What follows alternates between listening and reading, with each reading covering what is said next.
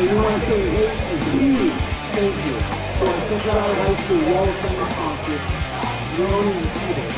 Leone and Peeble is a full-service commercial general contractor providing construction management, general contracting, and design build services to clients in the Western United States. Thank you so much to Leone and Peeble. A huge thank you to all our Bear Booster sponsors, listed on the scoreboard and along the fence, for supporting Central Valley High School and all we do. Your support is greatly appreciated, and all you do to help the students at our school appreciate and be able to enjoy the athletics, activities, and even in academic support areas. We thank you for all your support. Don't forget to donate to Bear Nation here on the record page. Help support Central Valley Athletics, Central Valley Activities, Central Valley Art, and Central Valley Academics. Every dollar counts. Bear Nation donation. Information you can make the difference. The better you can throw it out of the sky. Thank you to Shoes and Family Stop for their continued support of Central Valley High School. If you haven't had a family, Shoes and Family Stop, you do not know. Thank you. Everything, make your way there, Bear Nation. Give some support. Perfect spot for lunch after school.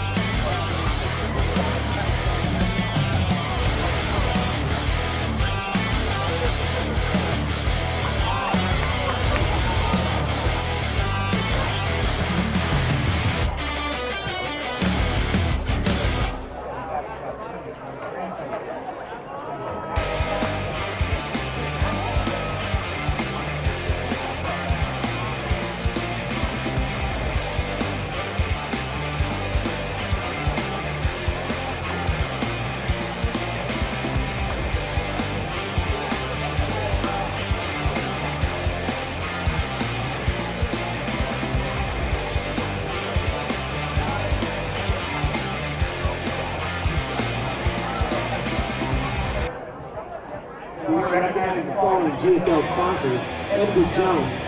Reaching your financial goals as a junior, Edward Jones is there to help you along the way.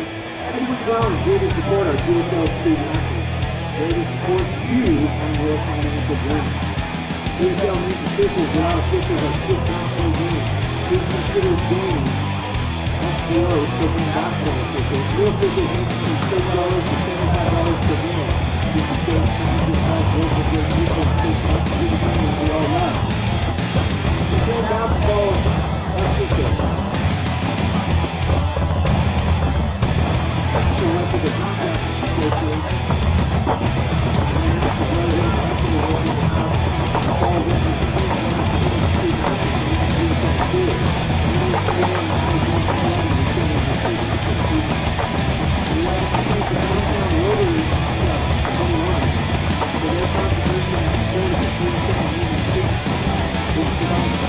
Thank you.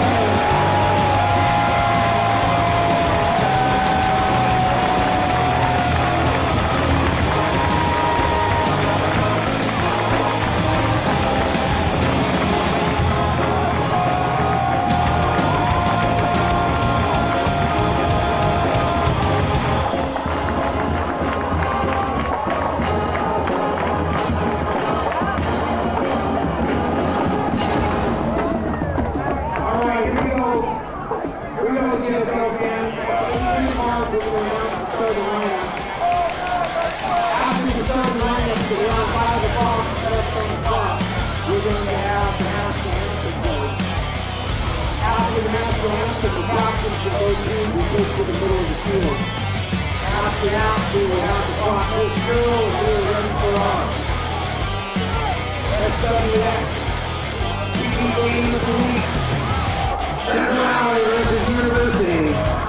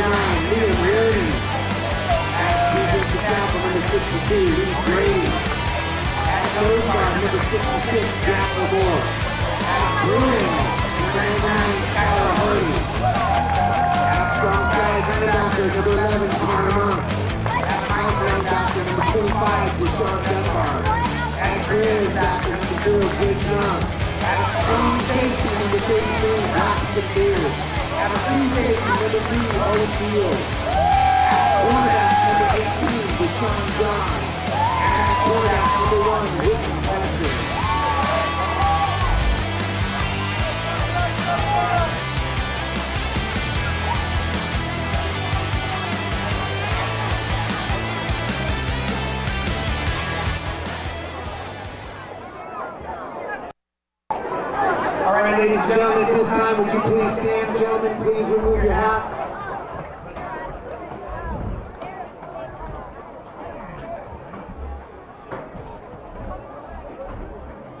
We will have the playing of tonight's national anthem by the Central Valley High School Marching Band.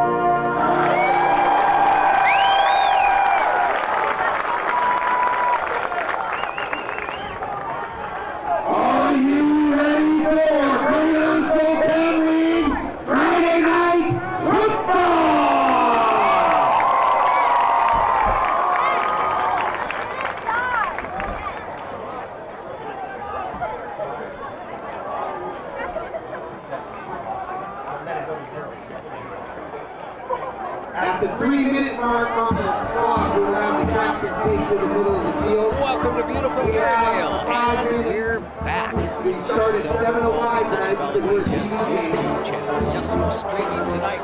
just a little Big bit ahead of crowds schedule. on both ends of Sieg T. Hansen Field because it is the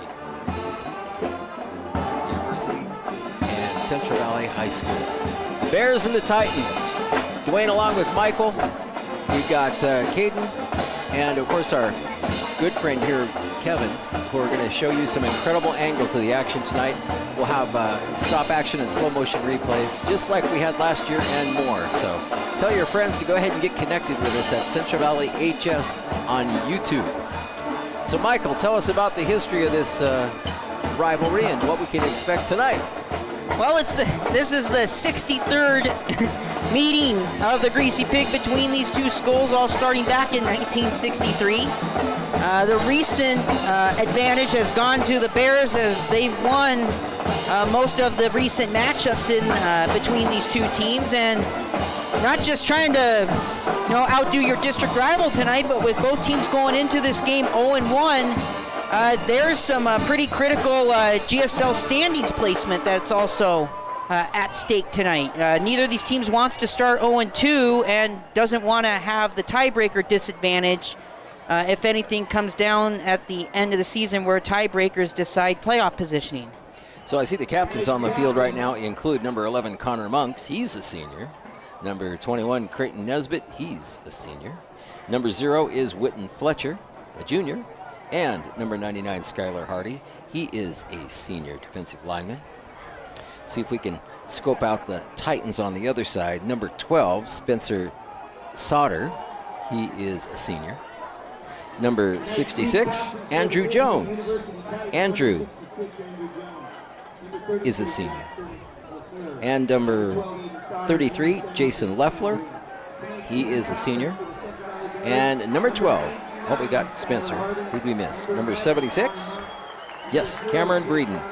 He is a senior. So chances are these players have played each other numerous times. We do have a TV broadcast tonight, so we'll have some prolonged timeouts to talk about things. We have some great news from the Bear Nation donation front. And we also have some great news and new sponsors when it comes to our CVHS Bear boosters. Titans are on the field. Bears will join him now for the kickoff. Very festive night in the Valley. A little hazy. Duncan MacArthur, 170-pound junior, is back to receive, as is number 44 for the Titans, Aiden Lamuel. And to kick, the toe, Tyler Bissell.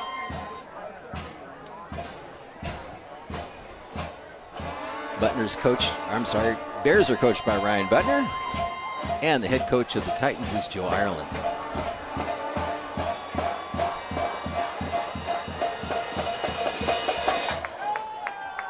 There's your 25-26 edition of the Bear Cheer Squad. Pep Band is out tonight, and of course at halftime we'll have the marching band with their new production entitled Wildflower.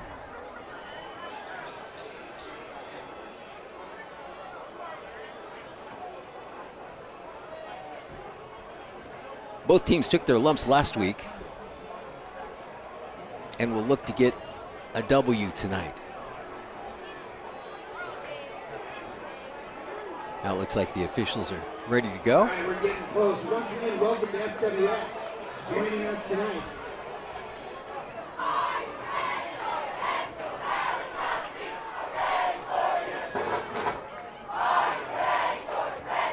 Since 1963, these two teams have been battling in the Valley. What a tradition this has been. Once again, Central Valley HS YouTube channel is where to find us. And I'll tell you, even if you're here in the stadium, we've got some incredible replays in Kevin's camera work, and you'll really enjoy having an additional look at some of the plays. So, Tyler Bissell's ready for kickoff. The Greasy Pig is underway.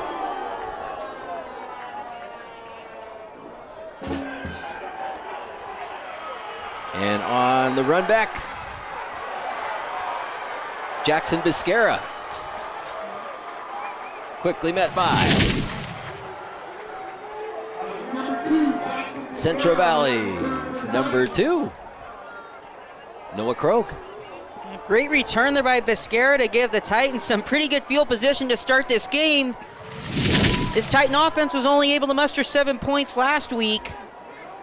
They're going to be looking to try to get some more points on the board, which they'll probably need if they want to try to win their first Greasy Pig in what feels like has been a little bit of a while since the Titans have taken that Greasy Pig trophy over to the more western side of the district out here in the valley. Jackson Biscara, the quarterback. He'll look to the left and almost intercepted. It was intercepted. Whitney Fletcher. Wow, what a big play on the opening play. Let's take a look. I think they're waving it off. I think that the far side official went incomplete, and he just almost made a big play, but I think it ended up hitting the turf there. But no, I think the Bears, I think they're happy to see their defense out to start this game and maybe see if they can get a little momentum to go, as they're going to be relying on this defense with 8 seniors on it to kind of carry them through this season. And as you can see on the screen, all the information you need plainly displayed there, nice and big, whether you're watching it on our big screen or on your phone. Second down play. That's number 25, Deshaun Dunbar. Deshaun back on the football field. Also a great Bear baseball player. So 3rd and long for the Titans.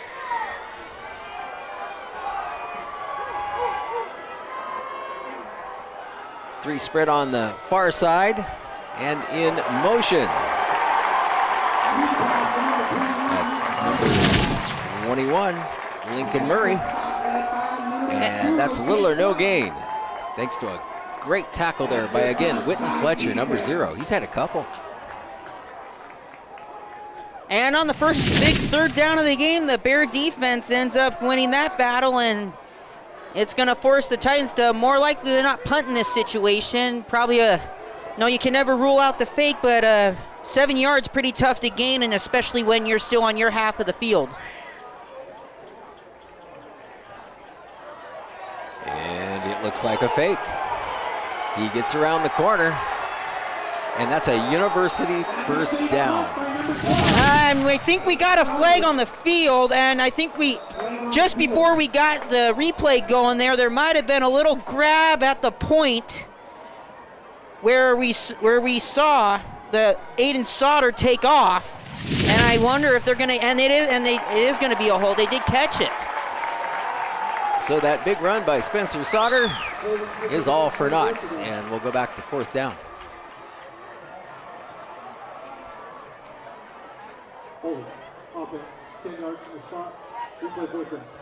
I mean, from up here, you could see the whole Central Valley sideline wanting that holding call, and they ended up getting their wish, and now the Titans are pretty much in. They got to kick this ball away.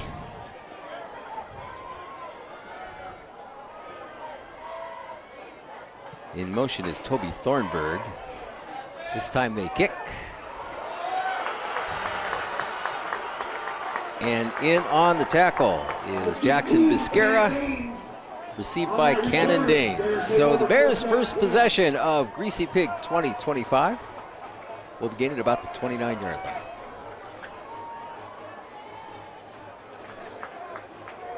Might be your first look at the Bears, at least on Central Valley HS YouTube. At quarterback number 4, senior Sharif Wade. In motion is Ben Butner. Ben takes it all the way up to the 39. That's probably a first down. Where the officials are coming in on this side, it looks like he got the yardage for the first down, and that's a good play by the Bear offense, and they really need that because they're looking to put their first points up on the scoreboard on this drive, as they were shut out last week by the Mount Spokane Wildcats. Able to slow him down, number 21 for the Titans, Lincoln Murray. 1st and 10 Bears. And this offense, very senior laden last year, 11 new starters. for this Central Valley offense this season. 3 wide on the far side, and one of them will get the catch. Number 15, Cannon Danes. Pass the week number 15, Cannon Danes. That's number 4, Sharif Wade on that pass. Bears once again will skip the huddle.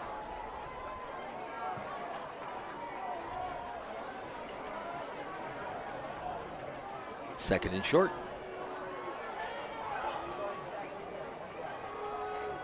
Straight up the middle. Creighton Nesbitt. Number 21, Creighton Nesbitt. Good blocking by the Bear front 4 there. Almost tripped up. Well, so far right now it's the Central Valley front that's getting off the ball and pushing you high back, and Titans right now looking for some answers. Right now the Bears just controlling the line of scrimmage and leading to these big plays early. Tackled by Jackson Biscara for University. Will come this direction. Wide out Witten Fletcher with his first carry. And on the stop for University, Toby Thornburg. And I think there had to be a little bit of an expectation that this Bear offense was going to come out, firing on the ground. I don't think they're too thrilled with what happened last weekend. I think they're trying to show on this first drive that, last week was kind of just one of those flash in the pans and get back to what they want to, do on the offensive side. And Wade's pass just a little bit too high, up on his tippy toes, but not able to bring it in. Noah Krogh, the 6-foot sophomore.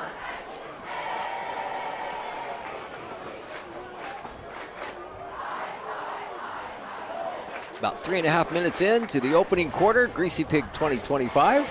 It's great to have you along on Central Valley HS YouTube. Tell your friends to come find us. It's going to be a great game tonight. On the snap, Ben Butner. Through the middle, and another Bear. First down. Jordan Broden in on the stop. And you can see here, you got the line leading the way for Ben Butner to kind of, slither his way through those holes that they're creating. And, Ben's got some big shoes to fill with big brother Bo going on to Carroll College after this year, and also the reigning GSL MVP of the league. So Bears need, again, we mentioned earlier, replacing some pretty big keys on the offensive side. Some great blocking there in front of Butner. He's going to get all the way inside the 5. 1 block, 2 blocks, 3 blocks, and he is through. Touchdown saving tackle there, I believe by number 6, Noah Garcia. We'll check that. And it looks like the Titans are calling a timeout. I think they want to try to get their defense settled down, as they were 1 play away from getting off the field on 3rd down, but the Bears were able to convert that and then pull off another big play. We'll take a minute to offer a huge thank you to our Central Valley High School Wall of Fame sponsors, Leon and Keeble. Leon and Keeble is a full-service commercial general contractor. They provide construction management, general contracting, even design build services, and they have clients all over the western U.S. So again, a big thank you to Leon and Keeble, our CBHS Wall of Fame sponsors.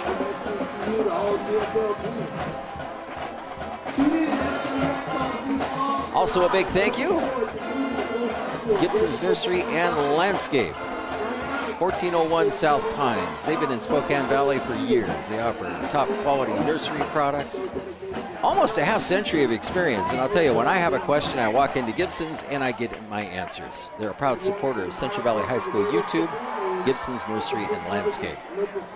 Back to the action, 1st and goal, Central Valley.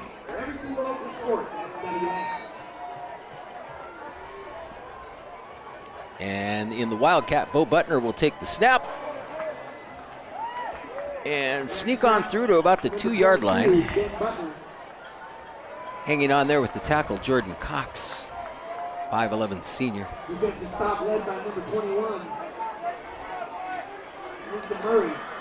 And again, the Bears will go to that Wildcat with Ben Butner.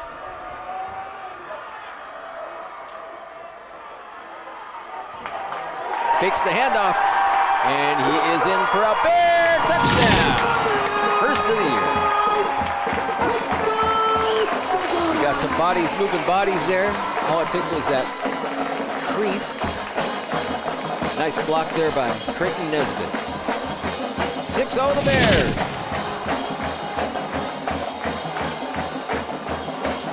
The pep band loud and proud. And holding for the toe, Tyler Bissell, is number 3, Owen Beal.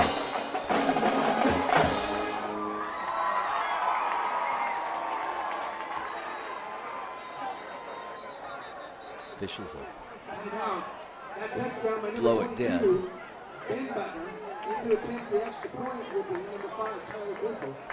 It looks like the wrong personnel. The Bears might have had a couple of guys go on the field, or we're missing some guys, and they're going to save the timeout to prevent the delay of game. Again, it is just the second game of the season. Those kind of things happen. Welcome to the BSPN channel. Bear Sports.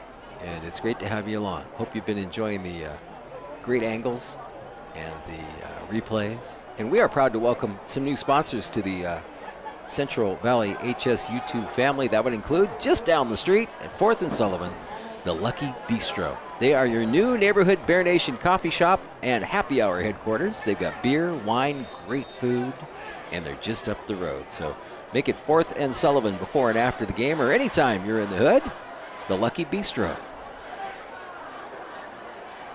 Now we'll see if we have the right players in the right places, as the Bears will go for the 1-point after touchdown conversion.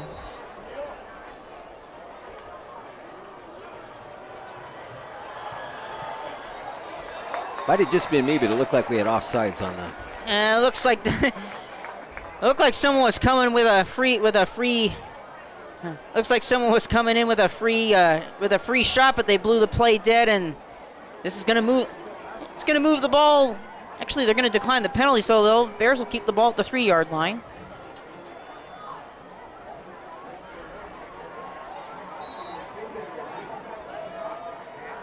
I'm sure Tyler Bissell says, I kick it from here every time. Don't move me.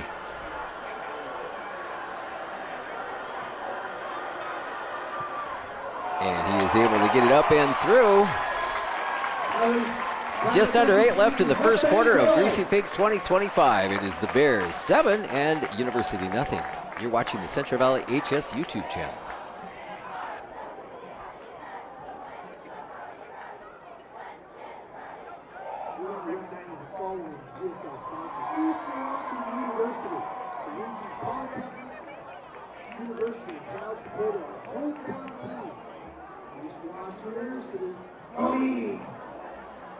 STCU and the GSL are partnering to provide GSL championship apparel for GSL League champions in all sports. Bring your favorite team the personalized championship apparel when this magic moment occurs. FavoritesForFamily.org is your source for official GSL championship apparel. Let's be proud. We're good food, good golf, and good times. Bear Nation donation, where, as Bear Boosters, we ask for your support one time per year to support all activities and sports at Central Valley High School. And we've had a great start with the students. Now we need you. So just put that phone up to that QR code. And if you aren't able to do that, make sure that you find a Central Valley High School student or a Bear Booster and show your support. The goal this year is $100,000. And remember, there's only one fundraiser for all sports and activities. We really appreciate your support. As Tyler Bissell puts the ball in play into the end zone, and the Titans will begin their second possession, 1st and 10 at the 20. Got a lot of Titans over on the other side there.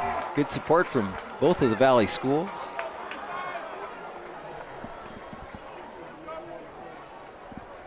I would say, Michael, that a quick summary of that initial possession was the Bear defense was stoppers. Well, the Bear defense got the stop to open the game, but I think that drive is. No, you couldn't have scripted that opening drive, and I think the Bear offense really needed that after getting shut out last week and just seeing those first points go on the board, and really sent a message on the ground that they weren't going to get pushed around by the Titans up front.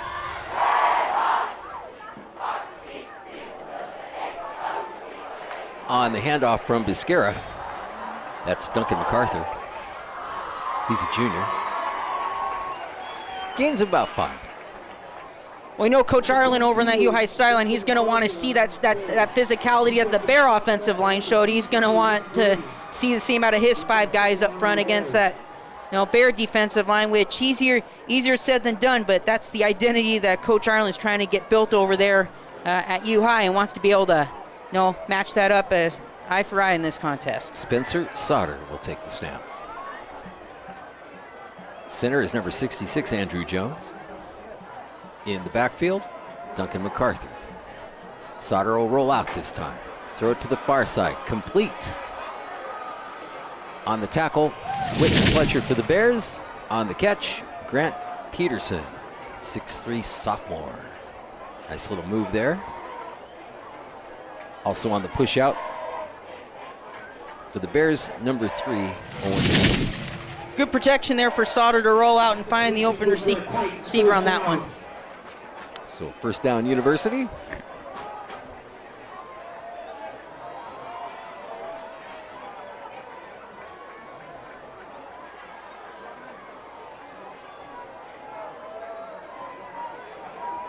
They'll keep it on the ground. And the pile moves close to another University first down. Toby Thornburg on the carry.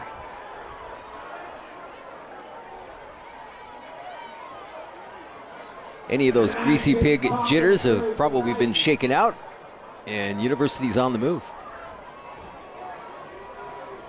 Very good for a Titan first down.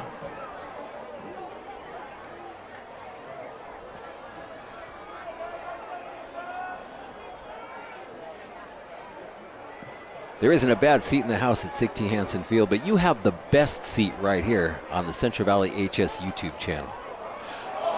Pass might have been deflected as well, but Sauter's toss is incomplete. Let's take a look on Kevin's replay here. Can't tell if it was deflected, but just trying to make a catch with the Bears' number 1, Whitten Fletcher, in your face. And I've been actually calling Whitten 0. Jake Young is wearing number 0 for the Bears. My apologies. You'll see him right there on the near hash mark.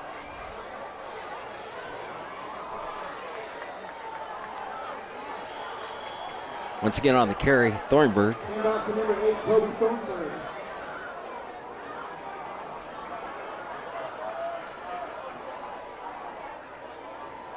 Third and short for University on the 39.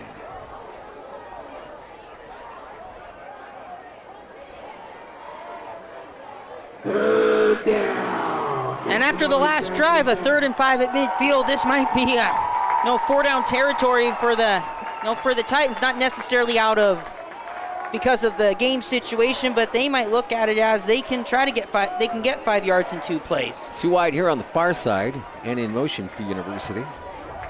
That was number 2, Jackson Biscara. And on this one, the Bears hold. Nice tackle there. Number 42, Zach Molnar, the 6'4" junior.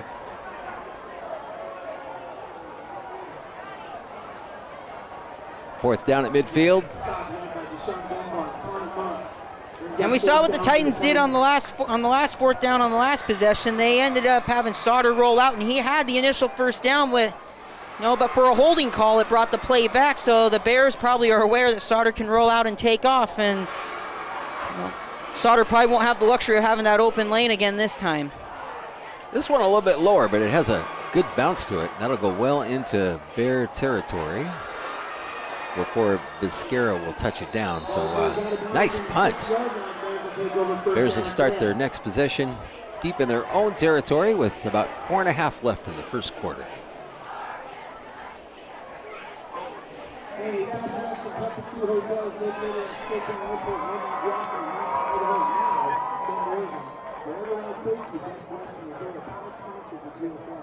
Artie's Restaurants in Spokane are proud to be a sponsor of the Greater Spokane League.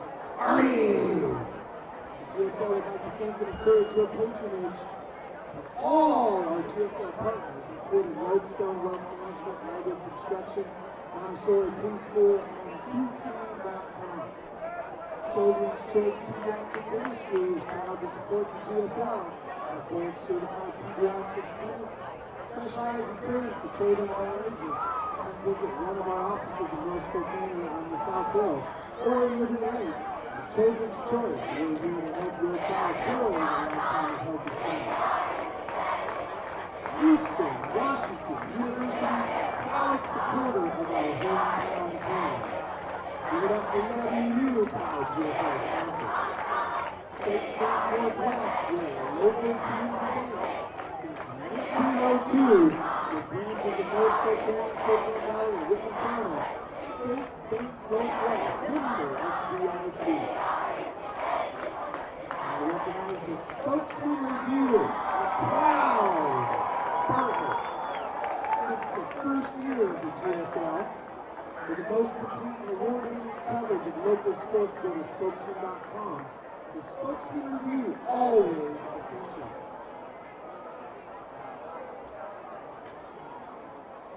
Charles W. Consulting, our motto, empowering companies to reach their potential. Charles W. Consulting, proud to be a GSL partner. Inland Orthopedic Surgery and Sports Medicine Clinic. We've provided orthopedic care and police since 1990. We're back to live action in the first quarter in beautiful Viridale. The Greasy Pig 2025. Dwayne along with Michael, Kevin and Caden with the great visuals here. Bears 1st and 10 deep in their territory after the Titan punt. Wade is your quarterback. And the handoff up the middle. Creighton Nesbitt. I think you can expect a lot of the same stuff out of this drive that the Bears had on the first one, and that is they're just going to keep running that ball up the middle and through the tackles and guards until the Titans can show they can consistently stop them for a loss or even shorter gains than 8 or 9 yards. Butner in motion. And he'll escape the first tackle before number 54 from University wraps him up.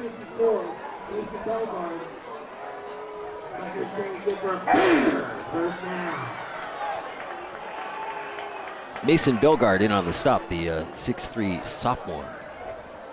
Bear first down.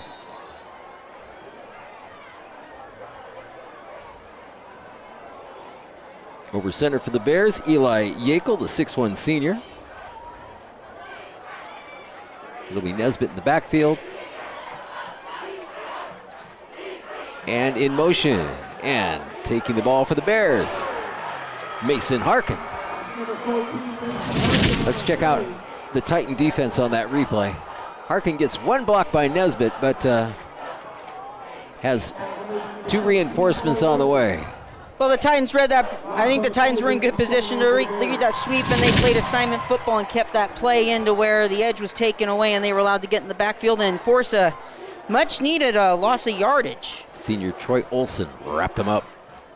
2nd and long, and a bad snap, so Wade will fall on it.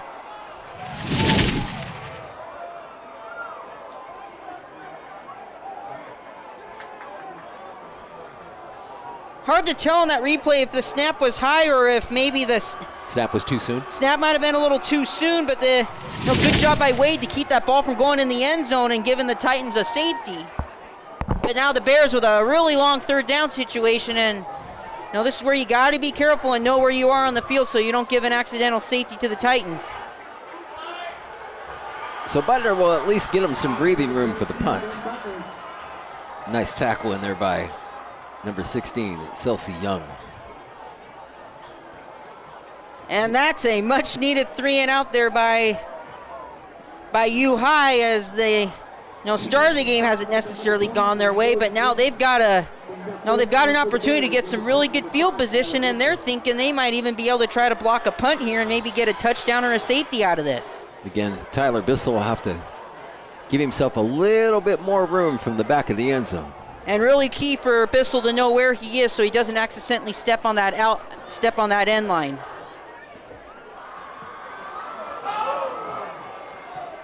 He handles the high snap. Good distance and height, and I believe that was touched by the University player, and it's Central Valley football. That's the beauty of having Kevin's replay. Let's watch. Number 33 gave him plenty of room. That's Braxton Beard.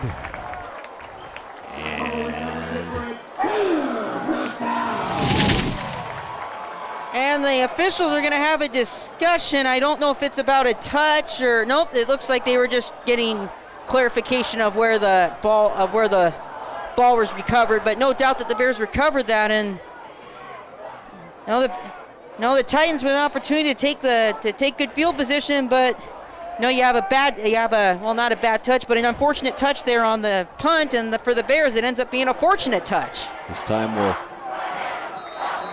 go to the near side. That's the pass from Wade to Butner. Gain of about 4.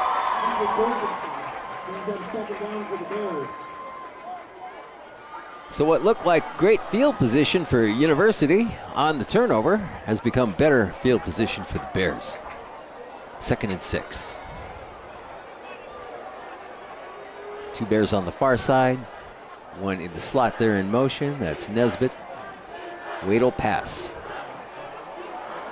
Noah Krogh with the reception.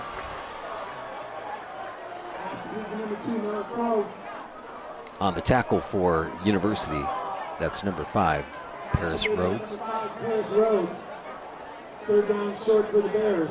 Bears will get one more playoff before the end of the game, if not the end of the game, but before the end of the first quarter, as there's a 7-second difference between game clock and play clock.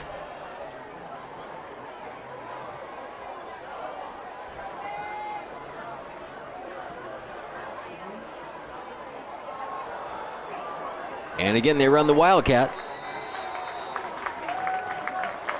And it's Ben Butner with a first down at the end of the first quarter. It was an action-packed first quarter. Greasy Pig 2025. The Bears lead 7-0. You're watching the Central Valley HS YouTube channel.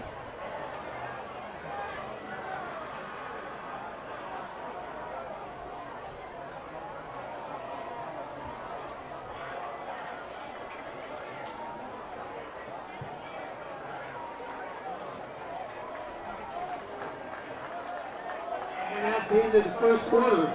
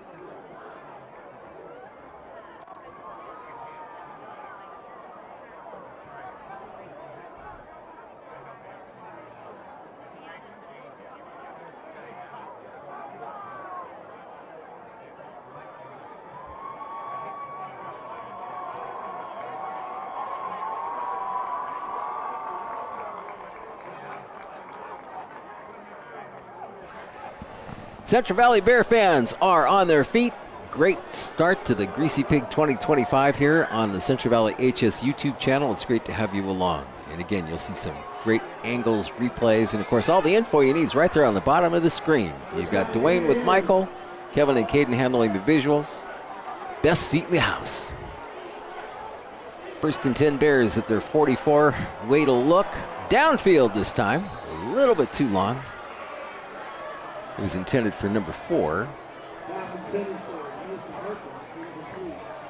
Make that number 14, Mason Harkin.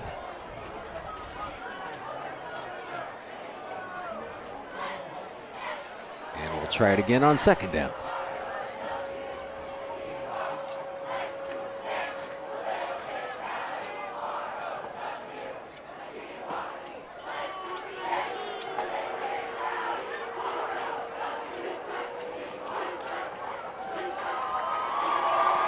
Creighton Nesbitt.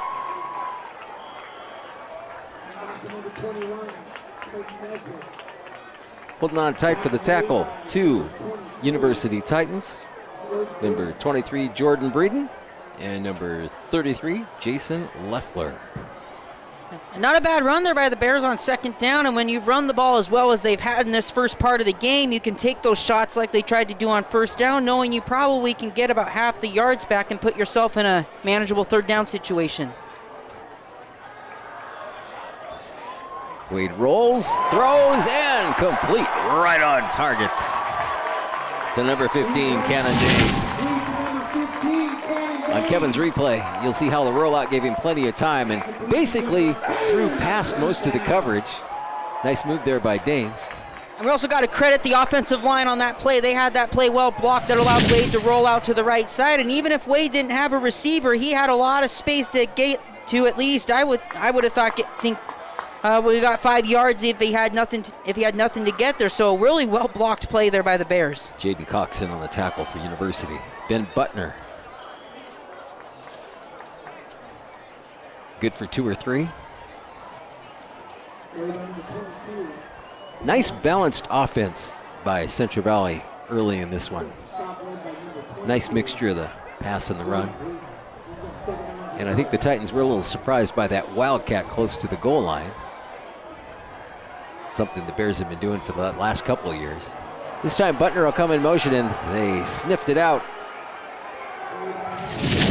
There's a reason why Jason Leffler is a senior. Fights off the block, and before Ben can even get going, he's 2 or 3 yards behind the line of scrimmage. Nice defensive play for University. Well, that's the 2nd time the Bears have ran that fly sweep, and the Titans have been in position to defend it, so we might not see that fly sweep again anytime soon. That one a little bit high. Wade recovers and tosses it downfield, and it's intercepted, but we do have a flag on the play. Kevin's replay will probably help us sort it out. And more likely than not, we're going to get a replay here, but this might be a pass interference on the Titans, and not necessarily at the time that the ball was tipped or touched by the receiver and defender, but probably before the ball got there, we might have had some contact. Jackson Biscara had the interception, but again, the officials will talk about that flag. Pass interference is against the Titans.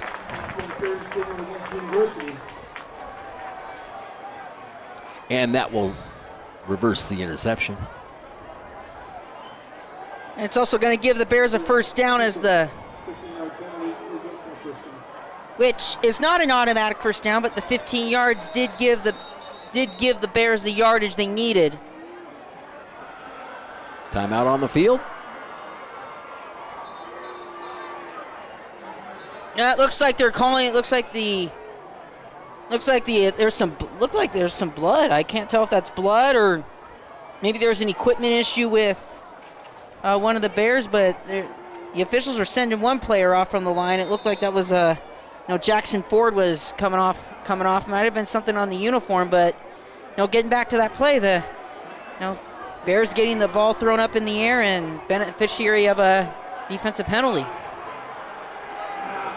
Plenty of Titans on the line there, and they were ready for that running play by Creighton. The tackle by Hunter Jorgensen, number 20, I believe. Nice stop for University. Bears are in the red zone. Just under 10 left before halftime as the Bears try to build on a 7-0 lead. Again, Butner in motion. He'll park right there behind Wade, gets the ball, comes back the other direction. Nice gain with Jaden Cox on the tackle. And the thing you gotta like here, as we see, is against most teams, for Jaden Cox, that's a loss in the backfield. But Mo Butner has such a explosive first step and first cut at that point of attack that what would normally be a loss of 1 or 2 on a regular running back, Ben makes something of it. Wade will go downfield. Oh, just in and out of the hands. I think that was intended for Harkin. That looks like it was Jake Young. It was Jake Young. And some really 6'3" senior. And some really good defense there, by Duncan MacArthur. He did what you do in that situation when you're chasing, and that is, follow the receiver, give a little space so you don't commit the pass interference, and then look to where you can knock the ball out of the hands. And Jake Young had a good 9 inches in height over him there. It was a nice defensive play, but the toe, Tyler Bissell, puts more points on the board for the Bears. 9 minutes to go before halftime. It's 10-0 on the Central Valley HS YouTube channel. Long ago, Central Valley High School used to be stuck in a trap where the kids would participate in up to 50 individual fundraisers.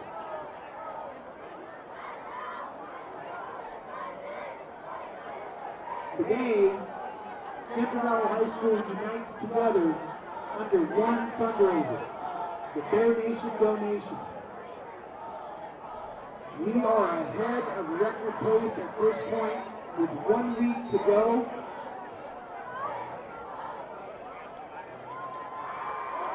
If you haven't had a chance yet, please consider donating to the Bear Nation donation. Once again, a thank you from Central Valley High School boosters and all of us to Gibson's Nursery and Landscape Supplies, 1401 South Pines. They've been in the Spokane Valley for years with top quality nursery products and almost a half century of experience. And anytime you have a question, they have the answers at Gibson's.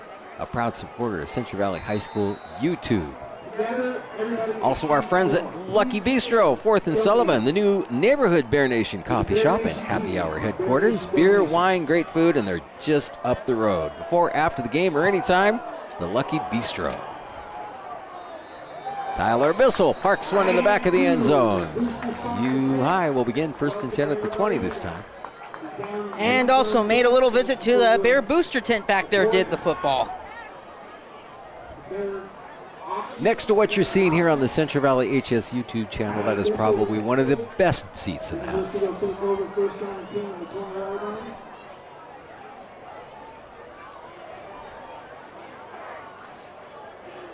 little mix-up there on who had the right football, I believe. I think they were telling the ball boys for the Bears that the ball ended up in the booster tent. 1st and 10, Titans. Well, started out on the ground and a big malfunction there. Wow. Good defense on the interior defensive line for Central Valley. Well, just good pursuit by the linebackers, getting into those A and B gaps and just making the tackle in the interior. But you also got to give credit to those tackles, getting in their gaps and taking the offensive linemen out of the play and allowing the linebackers to get downhill and get in and make those plays.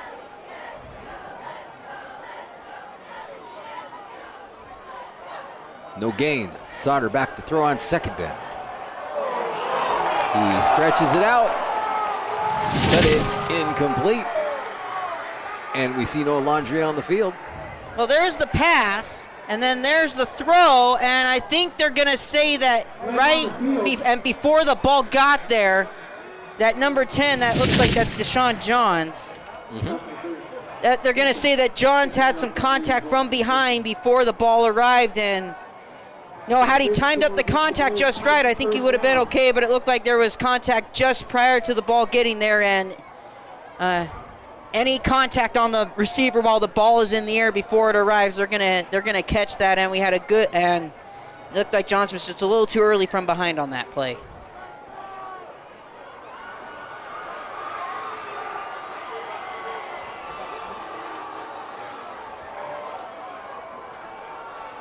That pepped up the visitors' side of Sig T. Hansen Field. All the decorations and posters there by the Titan faithful.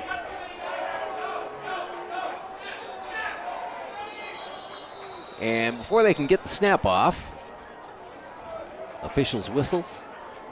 And I think the Bears called timeout before they got the 12, before they had the illegal substitution foul. They had 12 guys out there, and they got the timeout before the snap, and you could sense that U-High was trying to get the snap off to get the 5-yard penalty, but no, Coach Butner on the sideline, aware what was going on, got the timeout in before the Titans could get the snap off. Probably 2 or 3 momentum changes here in the game, and it's, only halfway through the second quarter. Great night for football, and a great night for our friends at Leon and Keeble, because they've become our Central Valley High School Wall of Fame sponsors. They're a full-service commercial general contractor providing your construction management, general contracting, even design and build services with clients all over the western U.S. A big thank you to Leon and Keeble. Everybody back out on the field after the Bear timeout. University on the move, 1st and 10 at the 44. Sauter will keep it. Finds a nice hole up the middle, breaks a couple of tackles. And he is already over the Bear 45 for a first down. A lot of pushing and shoving in there. Jake Young almost wraps him up and actually hangs on before a couple other Central Valley Bears can help out.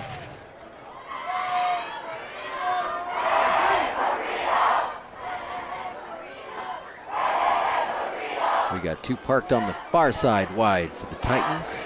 They'll put it on the ground this time, and no room. In on the tackle for the Bears, Liam Reardon, the 6'2 senior.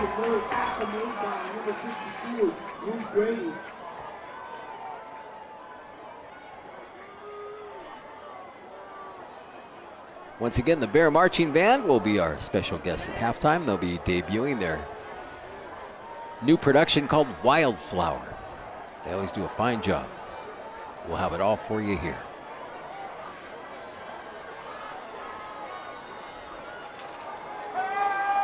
Sauter will move to the far side this time. He kind of throws a lollipop there, but it was right on target. 1st and 10 University. Grant Peterson hauls that one in. It's about a 30-yard pass. Well, that's a great throw there by Sauter, right in the spot that it needed to be, and a great catch by Grant Peterson to adjust on the ball, and Titans inside the 30-yard line. He put it right on target, and this time it's Toby Thornburg in on the run for the Titans. Connor Monk's in on the stop for Central Valley.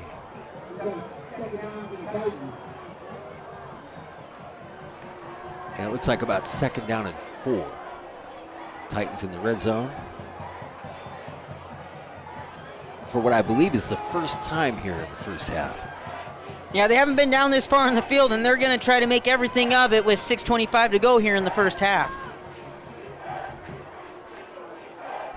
Spencer Sauter. He'll hand it off up the middle. In on the tackle for the Bears, Deshaun Dunbar. As they inch closer to the end zone, 3rd and 2. Still a possibility of a University first down without scoring.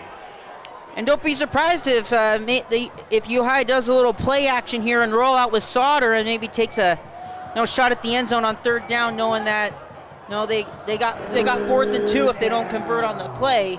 And the way they've been rolling the ball, 2 yards is pretty doable for them.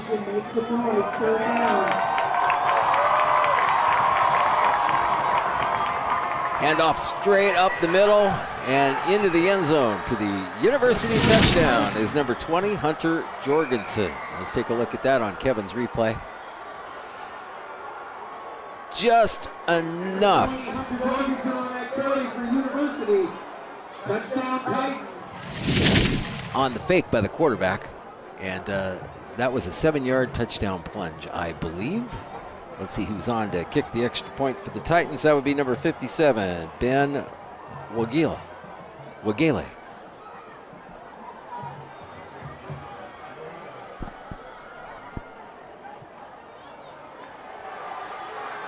57, Ben Wagel.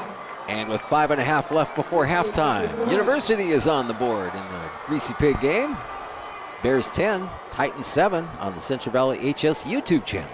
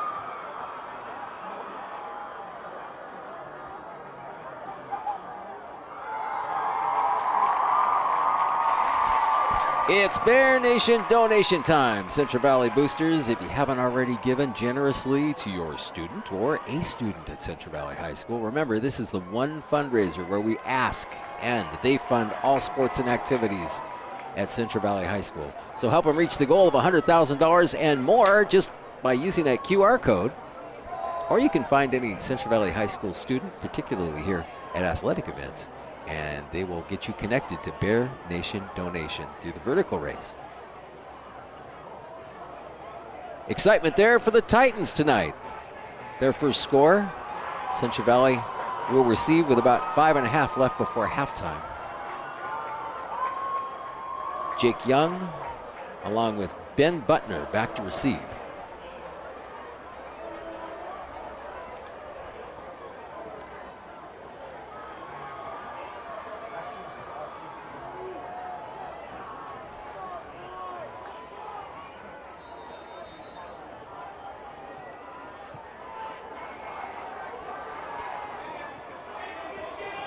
One bounce, and Butner will pick it up. He's through the initial rush on the kickoff, and maybe just one more miss, and he might have been there for a Bear touchdown.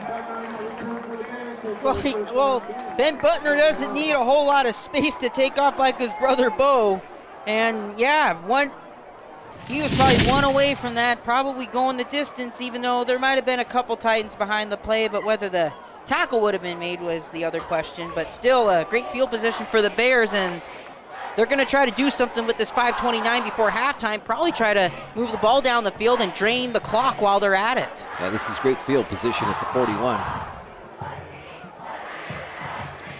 We've got one on the far side, and that's where Wade will look. Ball's deflected, though. With the arms up, Jackson Leffler, number 33.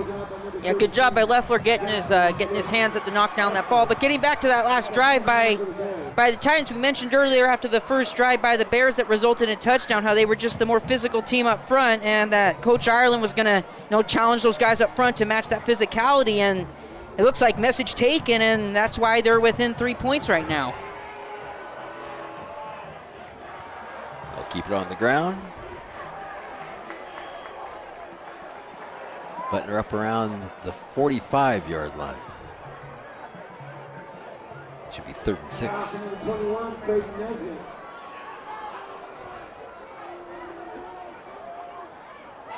Hard to differentiate between the 21 and 22. That might have been Creighton Nesbitt. Third down, Bears. Eli Yackel over center. Wade will roll out. Has his target.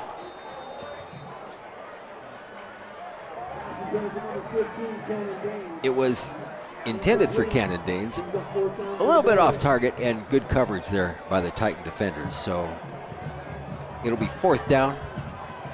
Well, that looked like the same play that the Bears ran earlier in the first quarter when Wade rolled out and he had about 3 options going to the right where he found the guy in the middle. And I think the Titans, after they saw that play develop, I think they were on to a similar play that was ran in the first quarter and had better coverage that time.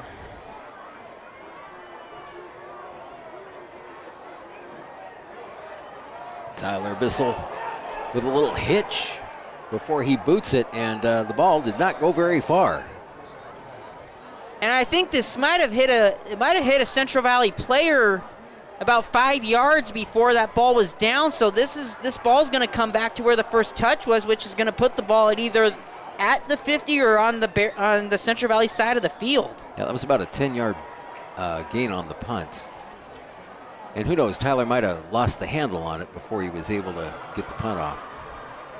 At any rate, great field position now for University with under 5 minutes before the half and down by 3.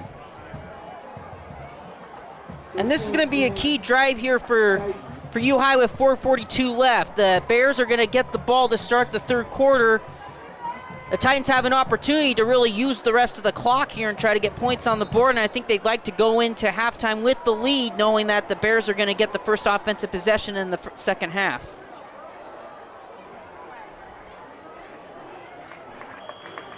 Toby Thornburg pushed back. Bear Nation there in on the stop, led by number 75, Skylar Hardy.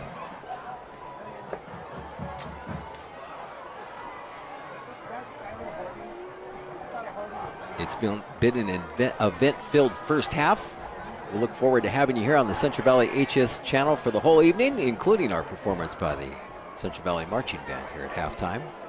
Sauter will keep it this time. He's had pretty good success on that play, but this time he gets wrapped up by Connor Monks. Kevin's replay will show you his initial move and how Monks fought off the block and was Johnny on the spot there. And if he wouldn't have got him, Jake Young would have had the tackle. Well, the key player there was Liam Reardon, the senior defender. He took on 2 blocks on that play. He took on one initial one, then got outside to turn the play back inside for Monks to make that tackle and force this third down and long. Let's see what the Titans have cooking. Sauter will roll out to his right side. Looks to the sideline. Has his target. Might be a little short. And in on the reception, that was number 4, Grant Peterson. It was going to depend on the spot, and it looks like the side officials marking this about 2 yards short, and I don't think it should be surprising. The Titans going to go for it on 4th and 2.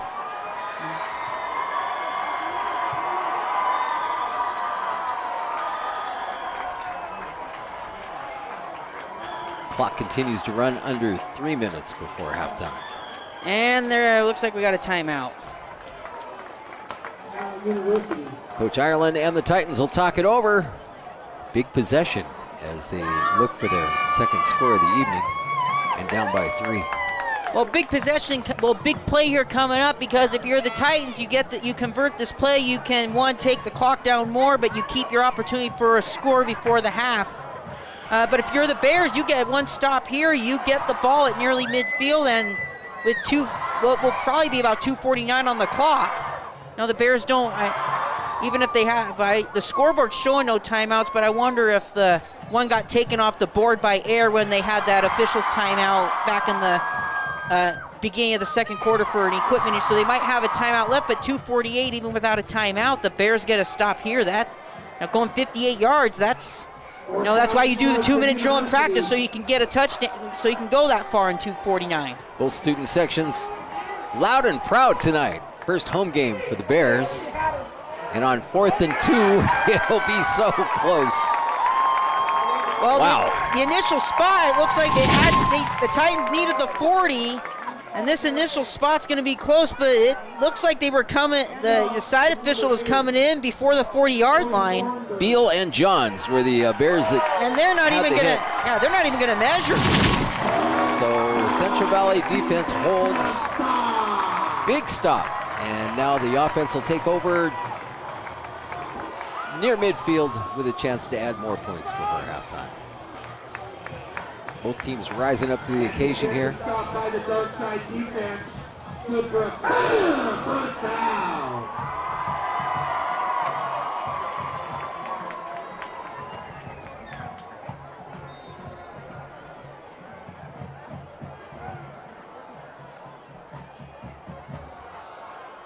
Nesbitt on the carry. Back to the line of scrimmage. And the Titans are saying there was a fumble. No one threw a beanbag, and the play was blown dead initially, so. And now I think they're going to talk. Did someone actually mark him? Did they mark the runner down? And they're not, and they're going to say it was a fumble. Oh boy. Big break for University. Somebody punched the ball out there. Good defensive play. It has been back and forth here in the last 6 minutes of the second quarter.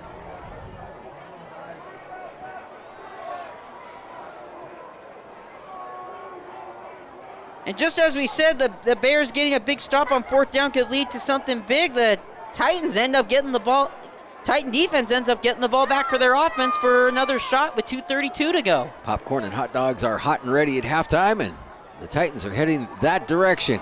Nice handoff around the corner. That's number 8, Toby Thornburg.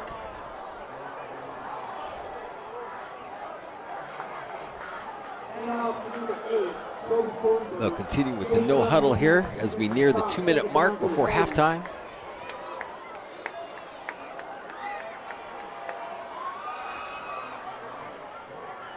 Hunter Jorgensen, who scored the University touchdown.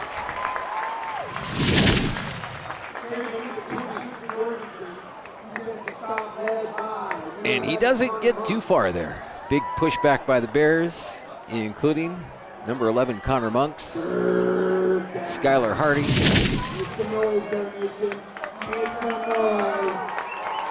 Third and long. And we kind of find ourselves in the same situation that we found ourselves about a minute ago here with a big third down coming up.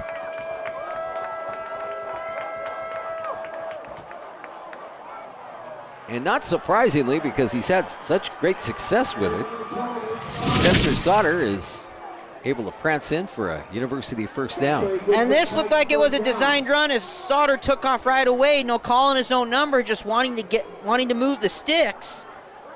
And the Titans with a new set of downs and inside the 30-yard line with plenty of time to do something. Thornburg first through the hole there to make one block, and plenty of room for the Titans to get the first down.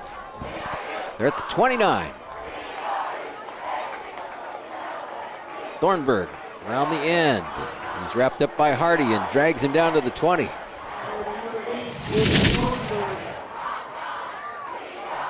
And a key tackle. I mean, that's a good gain of 9 yards there, but a key tackle by the Bears. I don't know who got in on that play, but by tackling him short, it keeps the clock moving.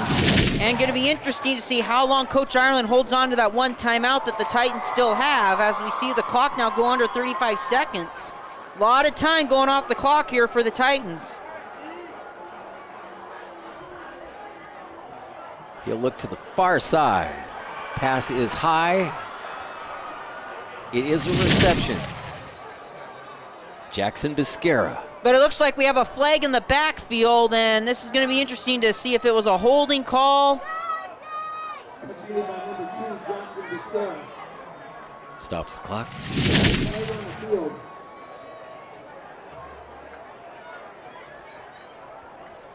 And I think they're also, our side official marked a catch on the field, and I think we have our back judge coming in to, kind of help out there and say that the pass actually was dropped. We saw in our replay that the receiver did not hold on to the ball all the way through the process of the catch. So I think we're going to end up having We'll get the explanation and here. A penalty from the previous spot. And based on the signal, I think it's going to be a roughing the passer. First down, personal foul, roughing the passer defense, half the distance, first down.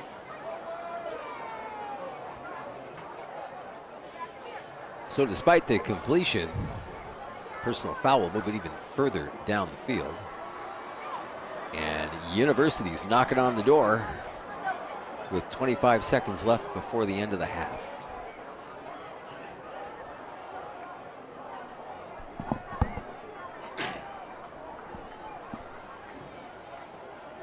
This 15-yarders will really hurt you. Well, it hurts a lot on that drive because it stops the clock, which the catch would have done anyway, but now the Titans get to save that timeout, more important than anything. Let's see if the Bear defense can hold. Sauter finds a hole, and he's able to put it in the end zone, and University takes the lead. He used all 6'3.5" to get that one in, and even though the Bear on the tackle had him by the feet, Jake Young, he was able to score. Big cheers from the Titan faithful over there. Well, Sauter's 6'3", but I think he made himself about 6'8" on that play as he was able to stretch that thing quite a distance from where it looked like he was going down. And that's Wagale. Extra point is no good. 18 seconds left before the half. University takes the lead 13-10 versus Central Valley on the Central Valley HS YouTube channel.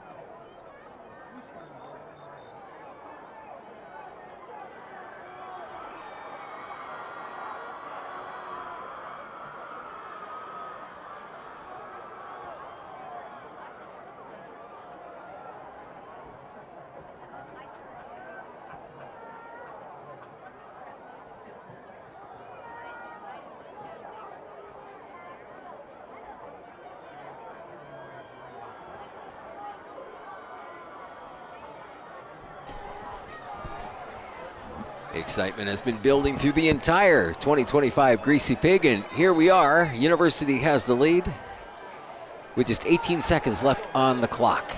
Squib kick that'll go out of bounds, and on the penalty, the Bears will have pretty good field position to try and notch a score here before halftime. Well, they'll take the ball at the 35, and while in a normal situation it would be pretty good. It'd be pretty good with 18 seconds left. I think you're probably gonna wonder if that's good enough field position for Coach Butner to consider taking a shot, or if they're just gonna take a knee here and know that they get the ball to start the third quarter and come back out after the halftime. The Bears scored early with a touchdown and a Tyler Bissell field goal, and then 2 touchdowns from University and a missed extra point. And we'll see if that missed PAT becomes a factor. Coach Menard firing up off on the defense there. Or I guess that would probably be the offense since they're heading out on the field. There's Coach Butner.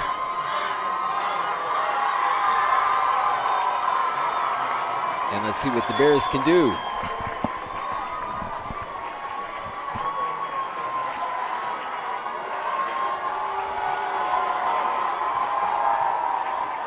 First home game for Central Valley. Great crowd. Sharif Wade will take the snap and look downfield right away for the quick completion. Cannon Danes. Maybe if there's time for 1 or 2 more of those, we can bring out the toe. And I think that's what Coach Butner's thinking right now is how much yardage can the offense gain in the next 13 seconds to where they can bring Bissell out for a potentially long field goal. Yackel over center. 3-man front for the Titans. That's deflected. 9 seconds.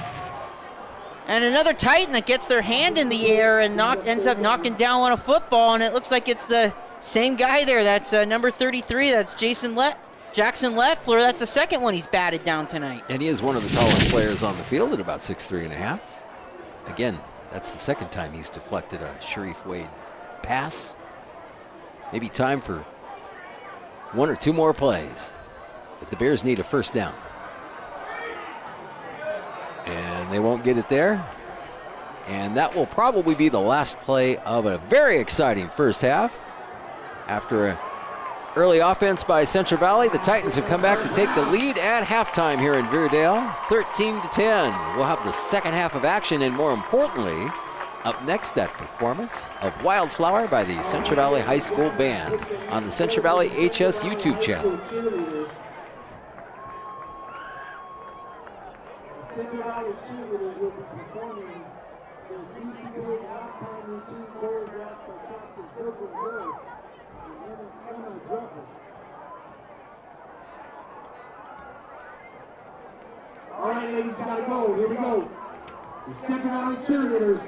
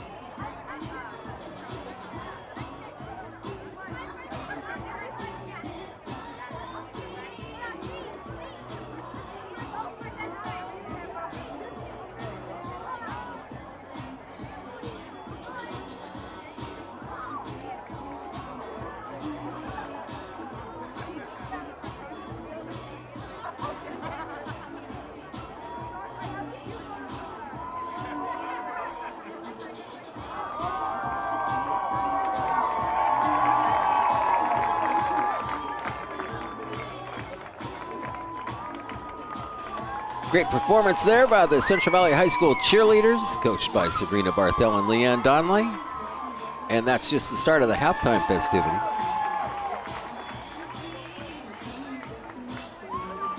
They've been working hard for weeks. And we'll need some time to get them set up, but on the field shortly, the Central Valley High School Marching Band.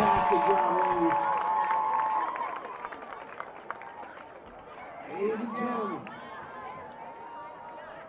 are you ready for the baddest band on the planet? Your Central Valley High School Marching Band.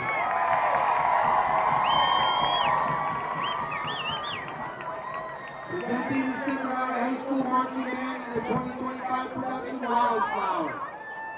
Sponsored by Wendy's, home of the Dave Single. As wildflowers blooming in unexpected places, joy often emerges quietly, nurtured by the simple practice of gratitude.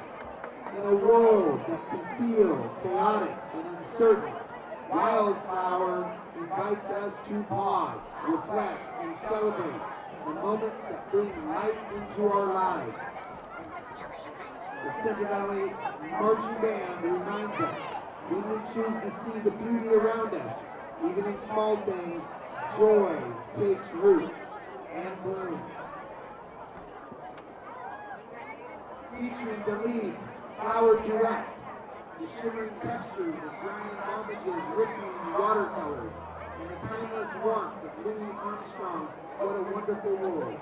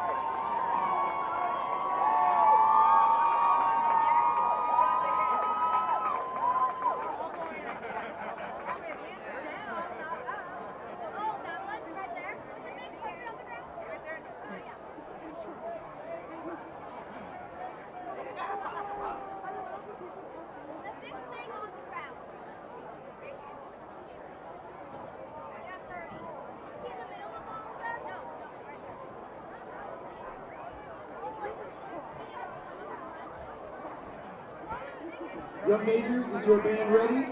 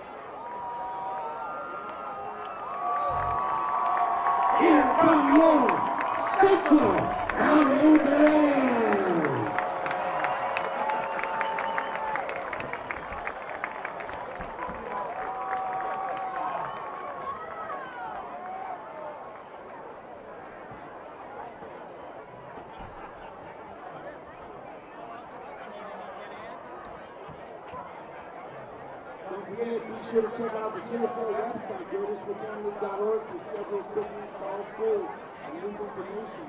Go to GreaterSpokane.org for more information. That is by activities by the county referee or umpire or any sport that needs an official. To learn more, go to GreaterSpokane.com and click Get Involved. Get involved, the kids need you. Edward Jones. Your Spokane area Edward Jones Financial Advisors are proud to support our GSL student athletes. When you think important financial decisions should be made face-to-face, contact the local Edward Jones advisor today. GSL needs officials. Without officials, our kids cannot play games. Please consider joining SBO, the Spokane Basketball Official. New officials make between $30 and $75 per game. You can show, challenge yourself, work with great people, stay connected to the game you all love. Spokane basketball officials will provide training to our top officials at no charge. Please go to repspokane.com. Repspokane.com. And we hope you were able to enjoy some hot dogs, popcorn, or wherever you enjoy at halftime, because it's almost time for the second half of the Greasy Pig 2025 U-High and CV here on the Central Valley High School YouTube channel. I want to thank our new CFHS, make that CVHS Wall of Fame sponsors. Leone and Keeble, a full-service commercial general contractor providing construction management, general contracting, even design build services to their clients all over the western U.S. So a big thank you to Leone and Keeble, the new sponsors of the Central Valley High School Wall of Fame. And of course, our friends at Gibson's Nursery and Landscape, we thank you at 1401 South Pines for answering all of our questions when it comes to top quality nursery products, almost a half century of experience. Again, they have the answers at Gibson's, a proud supporter of Central Valley High School YouTube Sports. And the Lucky Bistro, your new neighborhood watering hole, 4th and Sullivan. Bear Nation Coffee Shop, happy hour headquarters with beer, wine, great food, and it's just up the road. So whether it's before or after the game or anytime, 4th and Sullivan, the Lucky Bistro. 2 touchdowns for the Titans, a touchdown on the field goal for the Bears. And before we do anything else, put your phone up next to that QR code. And if not, just remember, Bear Nation donation is on. It's that time of year where we raise enough money to cover all the expenses of Central Valley High School activities and sports. And it takes a lot of help. And if you've helped in the past, great. We need your help this year. And if you've already helped students with their fundraising, super. But if not, this is a quick and easy way, right here while you're watching the football game, to help with Central Valley High School boosters as they ensure that all activities and sports are funded at Central Valley High School. So again, thank you, Vertical Rays. Get those donations in so we can reach our goal of $100,000 and more. Conversations at halftime, Michael. Obviously, there were mistakes made by both teams, but near the end of the second quarter, a couple really hurt the Bears. The roughing the passer was a big play there on that final, on that drive where the Titans ended up taking the lead. And those are just, those are plays they probably talked about in the, they talked about the locker room, the penalties, the turnovers. You have the fumble for the Titan side. You have the muff punt and things like that. But it's really been a tale of 2 quarters. The Bears came out in first quarter, they won it 7-0, and then U-High ended up closing the first half in the second quarter with the 13-10 lead. So let's see what happens here. That we're into the second half on the Central Valley HS YouTube channel. That's Jake Young. Nice run back to the 32-yard line. In on the tackle for University, that's number 14, Jan Kemmer. He's a 6'2 junior. And one thing we really saw in that second quarter when the Titans really started tightening up is you didn't see the sustained long runs by the Bears on offense that we saw in that first quarter that were really evident on that first drive. The Bears still got a lot of those 6, 7, 8 yard runs, but it wasn't really something they were sustaining. And U-High did a really good job limiting those long runs as the half progressed. And the Bears went back to the Wildcat there with Ben Butner taking the snap and on the carry. Worked well for the Bears when they got in the red zone there in the first quarter. Once again, a little surprise there as the Titans weren't really sure what to do. Gain of about 3. And I think you're seeing the Titans bring about 8 guys. You can see 8 Titans within the line of scrimmage, actually 9. They're really stacking that box and really trying to see if they can get the Bears to get away from that run. And the Bears are kind of sticking with it, but you can see that as we see on this play, but Ben Butner gets a bit of a hole, but good pursuit by the Titans defensively and forcing an early 3rd down. The Titans really challenging the Bears right now. You see a lot of guys in the box, and you see the corners right up in the face of the receivers. I mean, they're not going to make it too easy right now. Nice run up over midfield. It should be good for a Bear first down. Ben Butner. Some good initial blocking there by the Bears, and Ben Butner dragging a couple guys with him. And one thing that the Bears might be able to do, if they can get everything blocked right up front with one run play, is with the Titans stacking so many guys near the front. If Butner can find one hole or Nesbitt can find one hole, that whole back end's going to open up, and it could really result in a big play. The Bears sticking with the Wildcat formation here on every play since the beginning of the 3rd quarter. And again, Butner with a sizable gain there.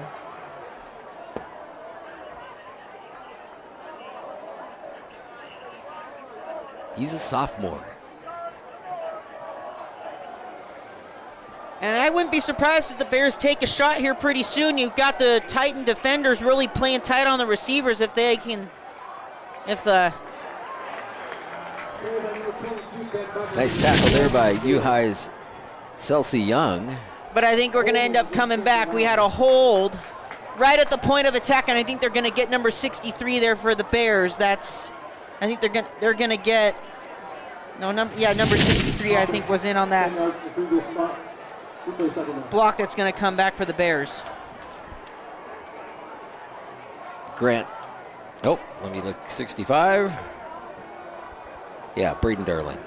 Yeah, Darling just getting a little too much jersey grab on that play, and it backs the Bears up 10 yards. And now Sharif Wade returns as quarterback for the 2nd and 3 play. And again, the Titans, 9 guys within a couple yards of the line of scrimmage. Big play here for the Bears if one of the receivers can get off the jam of the defenders. Wade was running out of time. Probably a good idea to toss that one in the direction of Mason Harkin. It's incomplete.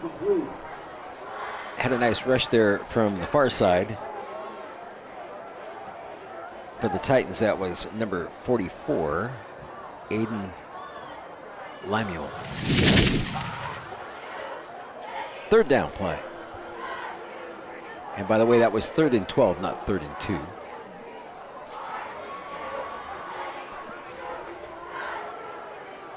Wade will toss it on the far side, and it is complete. It's gonna be incomplete. It's hard to tell if the ball was caught or if it was caught and there ended up being a foot going out of bounds, but they ended up calling this incomplete. Yeah, it was hard to see his feet there, even on the replay. And it looks like the ball was caught, but it looked like Cannon Danes, when he came to the ground, the first foot ended up being in the white, so wasn't able to get a foot established in bounds on that one, and that's gonna force a punt. Titans end up getting the stop to open the 3rd quarter.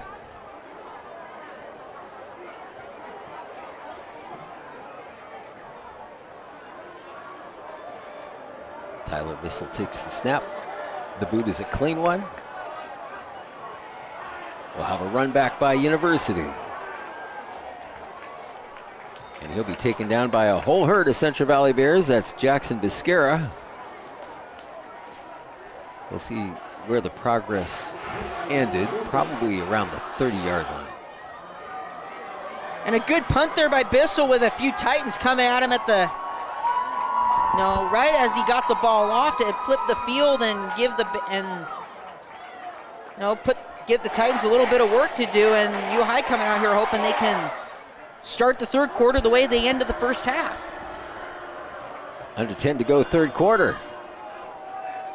2nd half of the Greasy Pig, 20-25. Spencer Sodders, the quarterback. Toby Thornburg had his share of carries.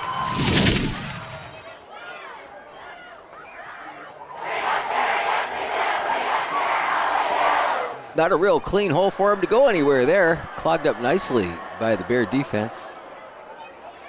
Jake Young, part of it. Also number 9, Liam Reardon.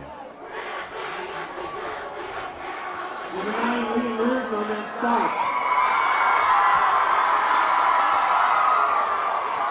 We were talking earlier, Michael, about how interesting it is to see all those single-digit numbers right there in the interior on defense. 2nd and 9. Pass is complete for the Titans.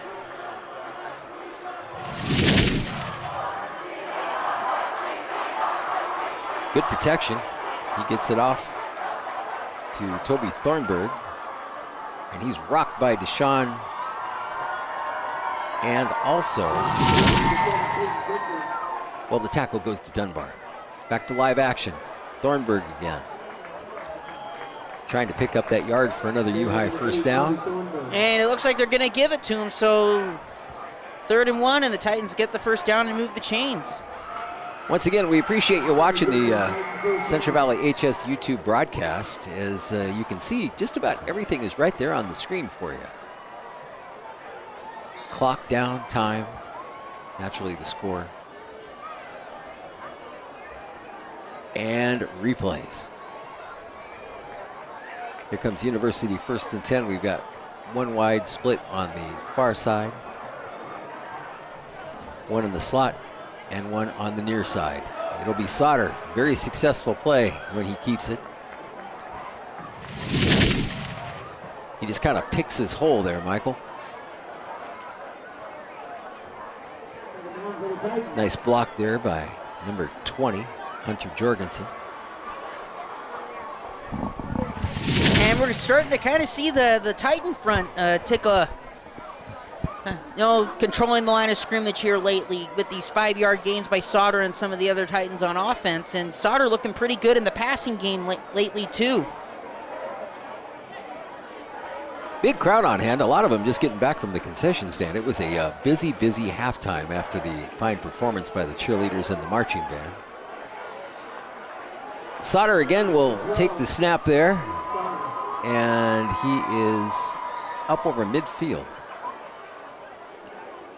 Here's the group from U-High.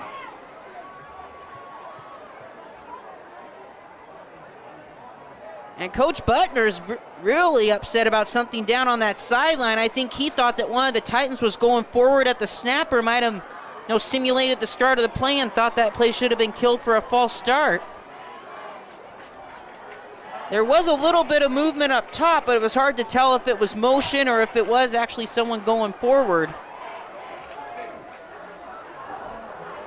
That Sauter pass is also complete.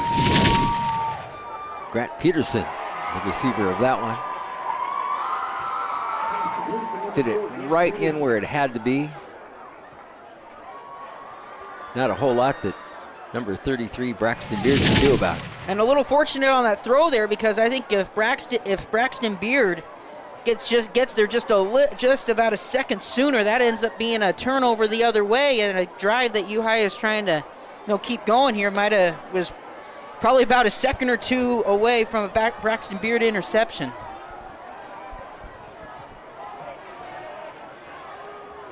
U-High on the move. This time they try it on the ground. Not quite so successful because Liam Reardon, number 9, is there.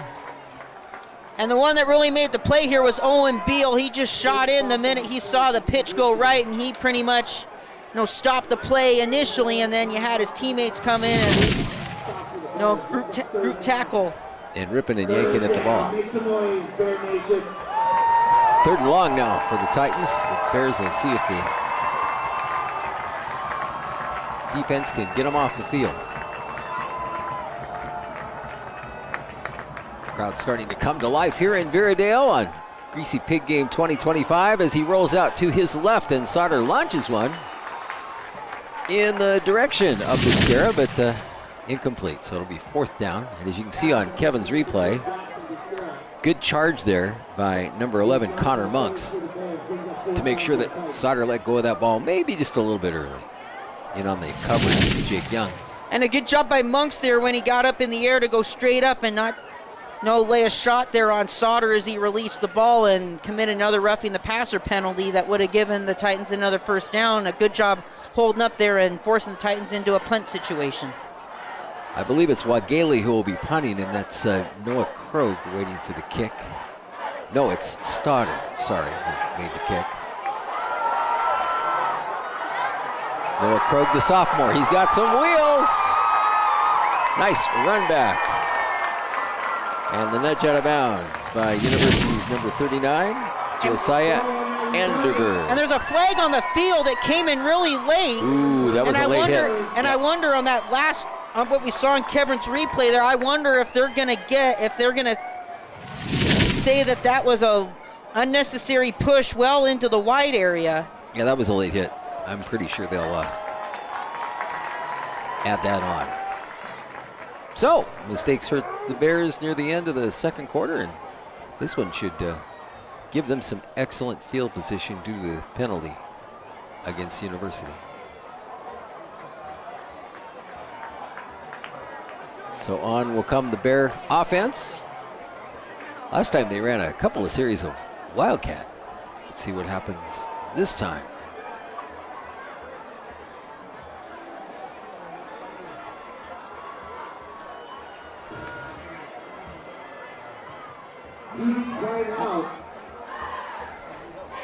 We'll take a timeout. Central Valley HS YouTube channel, the Greasy Pig 2025 will return.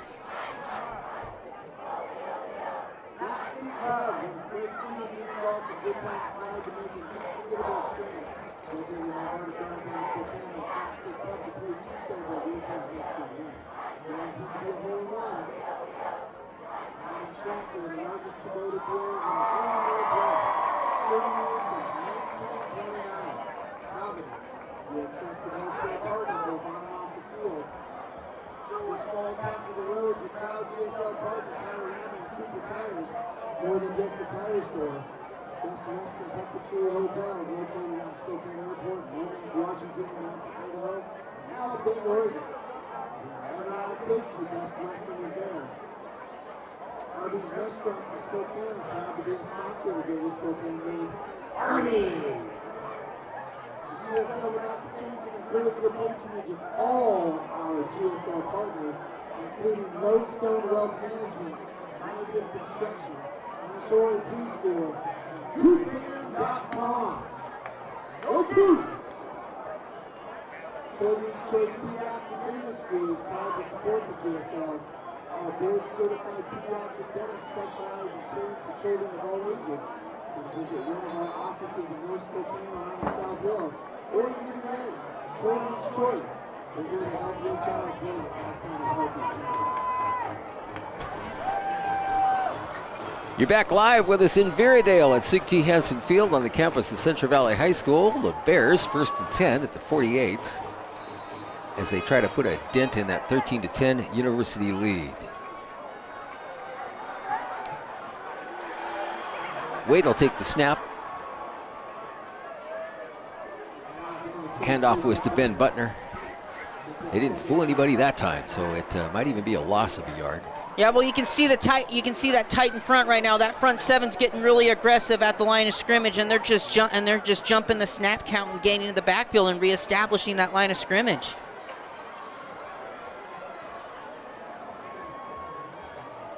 Might get them to jump a little too soon here. I think that might be what they're trying to do. Getting in motion, it'll be Ben Butner who will come back for the handoff. He'll return to the far side before he's wrapped up by number 9 from University, Jaden Cox. Nice try at the submarine tackle there. That's Soleil Young, number 16. They are working hard on the U-High defense. 3rd and 11 now. Well, they're doing a really good job of containing, of setting the edge and getting into position to where either one guy can make a tackle or they get help there and force the play out of bounds, and it's putting the Bears in these 3rd and long situations. 3 wide on the near side as Wade goes back. Wasn't able to connect with Butner there, and it'll be a punting situation for Central Valley. He had some pressure, and even though it was set up to be a screen, he wasn't able to make the catch. And I think number 54 for the Titans, number 54, Mason Bellegarde, he got a hand up right at that pass, and it might have thrown off Ben Butner's timing on that a little bit to where it was just enough for Ben to bobble that football and not bring it in cleanly. So another defensive lineman for the Titans getting in there and disrupting a pass. A Bissell kick, and it will drop and take a U-high bounce. Covered there by number 29, Bowie Lynch. And again, it's 1st and 10 Titans with a 13-10 lead here, with about 4 left in the 3rd quarter.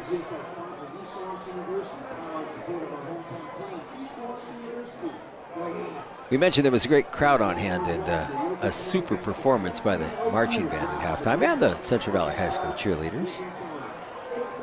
Weather unseasonably warm for these September games. If you can't make it out here, we will always be here where you're warm and cozy on the Central Valley HS YouTube channel. Thanks to Kevin and Caden's visuals, Michael and yours truly, Dwayne.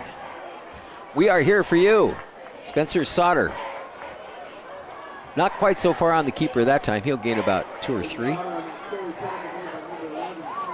That's kind of been his bread and butter when they needed it here. Allows him to just pick his spot.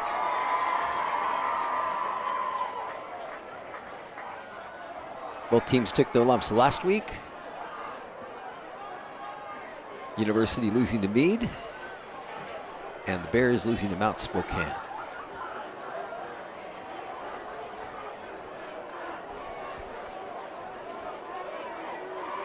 Titans huddle that time. Handoff inside.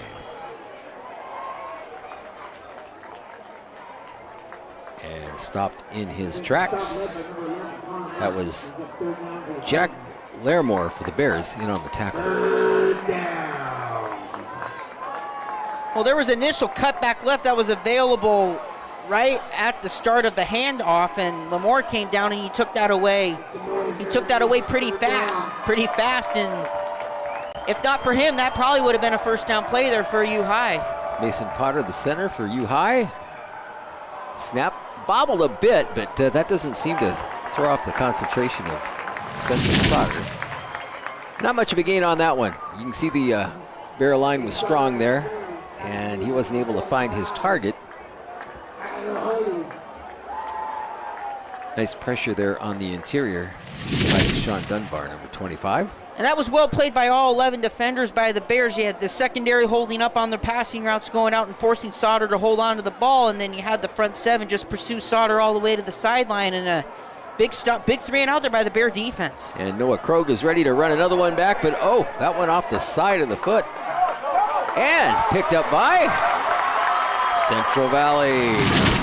Looked like that might be Jake Young. Let's take a look at the replay.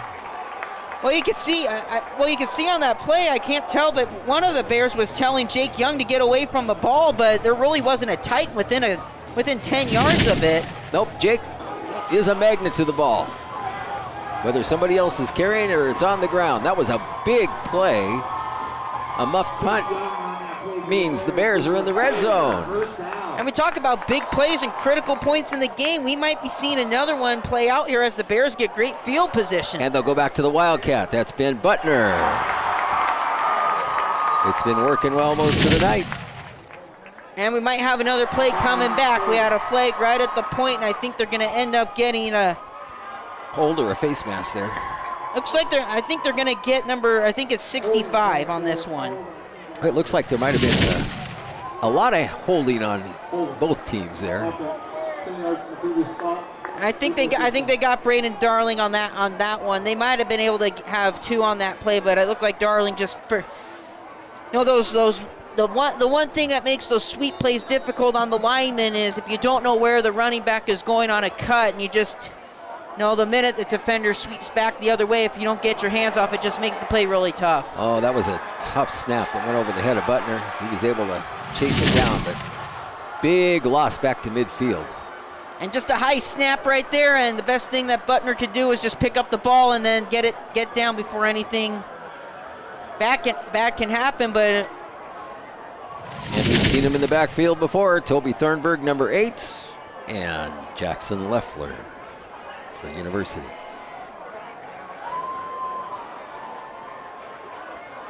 Second and about a half acre there for the Bears. Let's see how much we can get back on this play. Sharif Wade is back as the quarterback. Nice pass out to Krogh for a short gain. Jaden Cox, number 9, gets the tackle for University.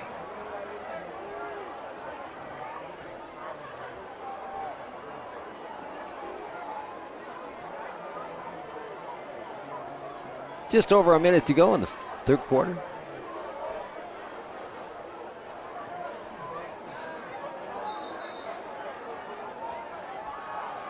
Ben Butner returns for Central Valley.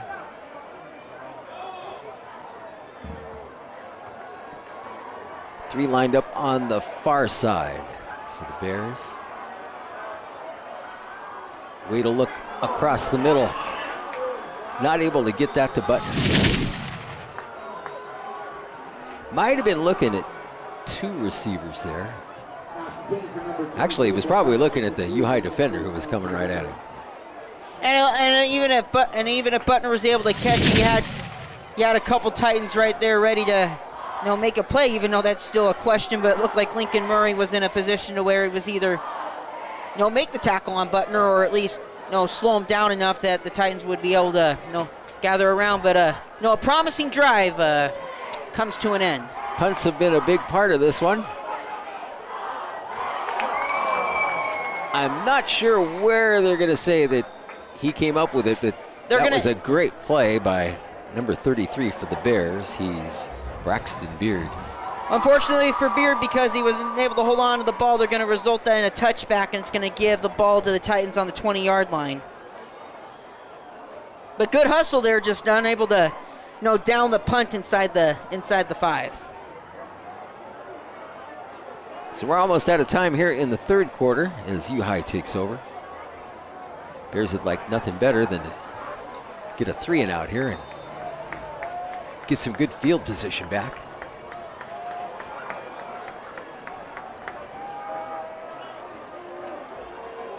Not unusual for Spencer Sauter, the U-High quarterback, to keep it. It's time the handoff will go to number 8, Toby Thornburg. Please stay away from the play clock. Somebody is hitting the cord and making it go out. We need your support on this so we can make sure that we maintain the game. Needed a quick moment there to shoo some people away from the play clock in the end zone. All is good now. Bringing in the play, Hunter Jorgensen for the Titans. And I think the Titans are going to take the clock down. And that is the end of 3 quarters. No score in the third. U-High with a 13-10 lead. Greasy Pig 20-25. You're seeing it here on the Central Valley HS YouTube channel. We'll be back. To recognize the following GSL sponsors. The Spokesman Review is a proud partner of the greatest family. For the most complete and award-winning coverage of local sports, go to spokesman.com. The Spokesman Review, always essential. Charles W. Consulting and Model, empowering companies to reach their potential. Proud to be a GSL partner. Inland Orthopedic Surgery and Sports Medicine Clinic has been providing orthopedic care on the Toulouse since 1990, with offices in Pullman and Moscow. Reach out to Doctors Kingstead, Pennington, Vanderbilt, Taylor, and their staff today to schedule your appointment. Now offering same-day appointments through Ortho Express Care. Inland Orthopedics is here to serve you. Visit inlandortho.net for more information.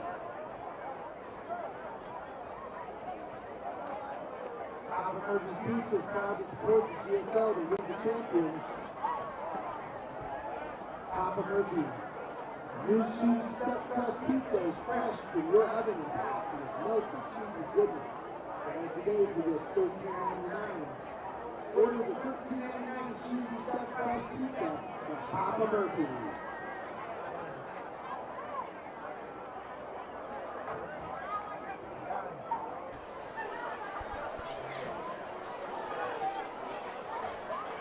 We've changed ends of the field here at Sig T. Hansen Field. We're going to wrap up, and it's been a great game so far. Greasy Pig 20-25. Great to have you along. Bears had the first 2 scores. If you joined us late, University has followed with 2 touchdowns, and there were no scores in the third quarter. Both student sections are fired up and ready to go here. Central Valley High School cheerleaders, first home football game of the year. Full crowd of students. And all those banners are supporters of Central Valley High School activities and sports. Bear Nation donation is going on right now. Every one of those uniforms, pom-poms, all the things they need to enjoy high school activities and sports come from you one time a year. So if you haven't made that donation to your student or to a student that you may know, or the Bear Booster Club, we'll have a QR code for you, and you can make that donation now as we get closer to our $100,000 goal.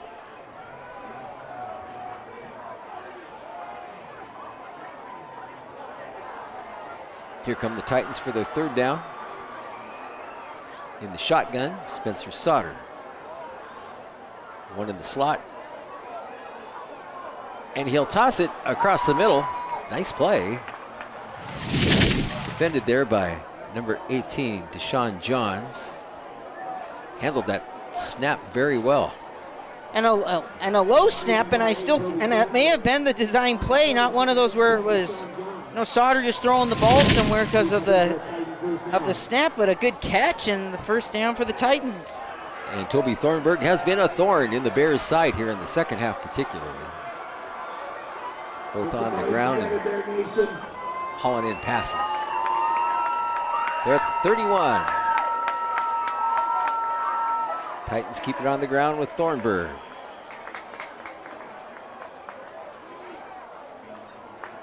Host of Bears there in on the tackle, including number 9, Liam Reardon.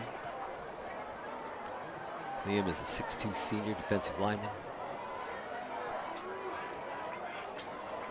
Second down for the Titans.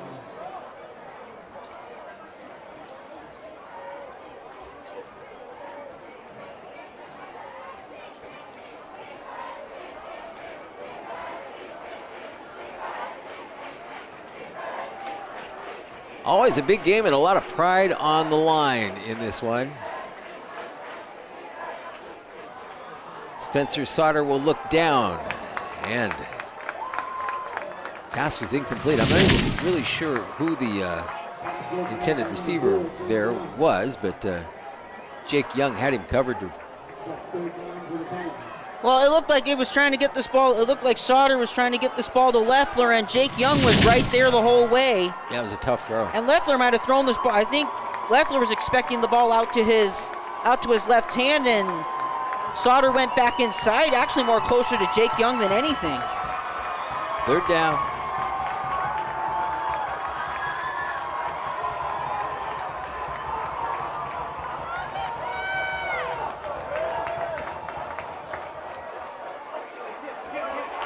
Intercepted. Central Valley's number 3, Owen Beal. Big play. And the Bears will take over in the red zone.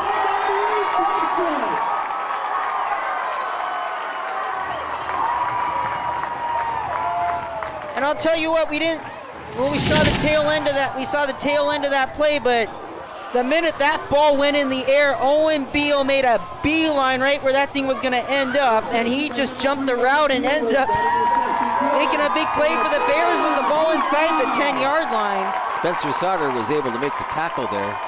But here we go. Central Valley down by 3. on the University 10. And they'll be in the Wildcat. That's Ben Butner. Got some speed. Knocked out at about the 3-yard line. Second and goal. And I can tell you right now, I think that right now we're going to see it's going to be 3 runs from the Bears, and they're just going to get creative on where they want to send Ben Butner, but I think right now the ball is in Ben Butner's hands to get into that end zone. They were successful with it and scored their first touchdown with it. Let's see if they can convert again here early in the fourth quarter. Well read by the defense there. Teaming up for the tackle, Jordan Breeden and Jason Leffler. Now remember, you've got the toe, Tyler Bissell, who could tie the game if the Bears are not able to get it into the end zone. But boy, this would be a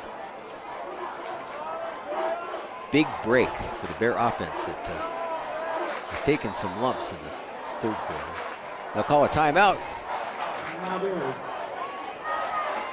We'll let Coach Butner and the offense get together, and we'll take a short break here on the Central Valley HS YouTube channel.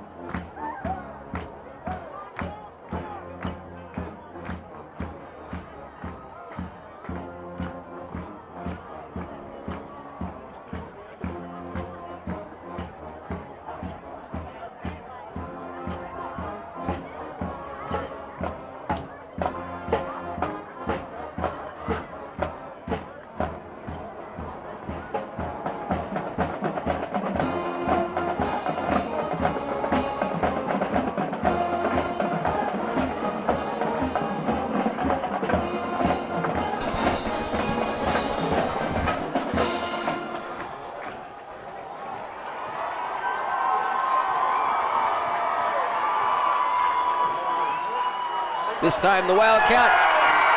And who is in charge? Number 11, Connor Monks. Playing both ways. And has the second Bear touchdown. Again, a little bit of surprise with that Wildcat, or as Michael calls it, Bearcat attack. And it bodes well for the Bears as they go up by 3. And with Tyler DeToe's conversion, it'll be a 4-point Central Valley lead here in the fourth quarter.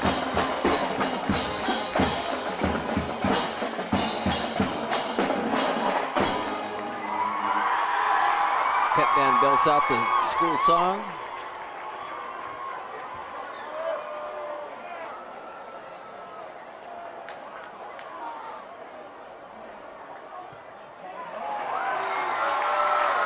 Straight and true. Central Valley 17, U-High 13.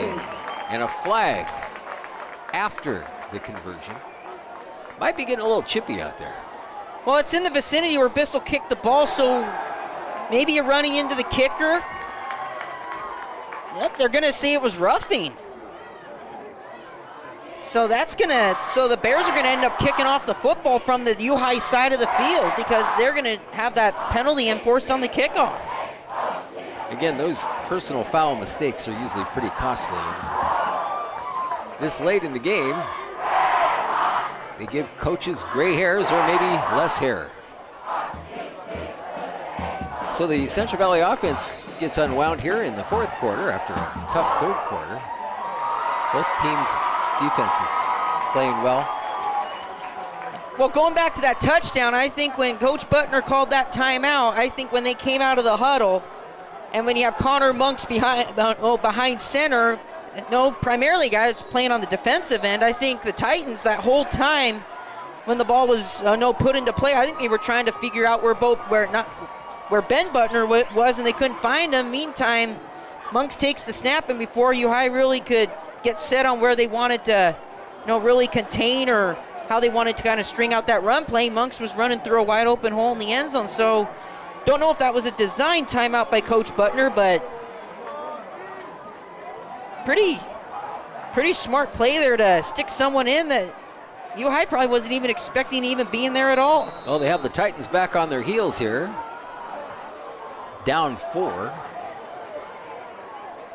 Bissell will kick again from the University 45. And he'll just blast it out of the end zone by the special guest tent.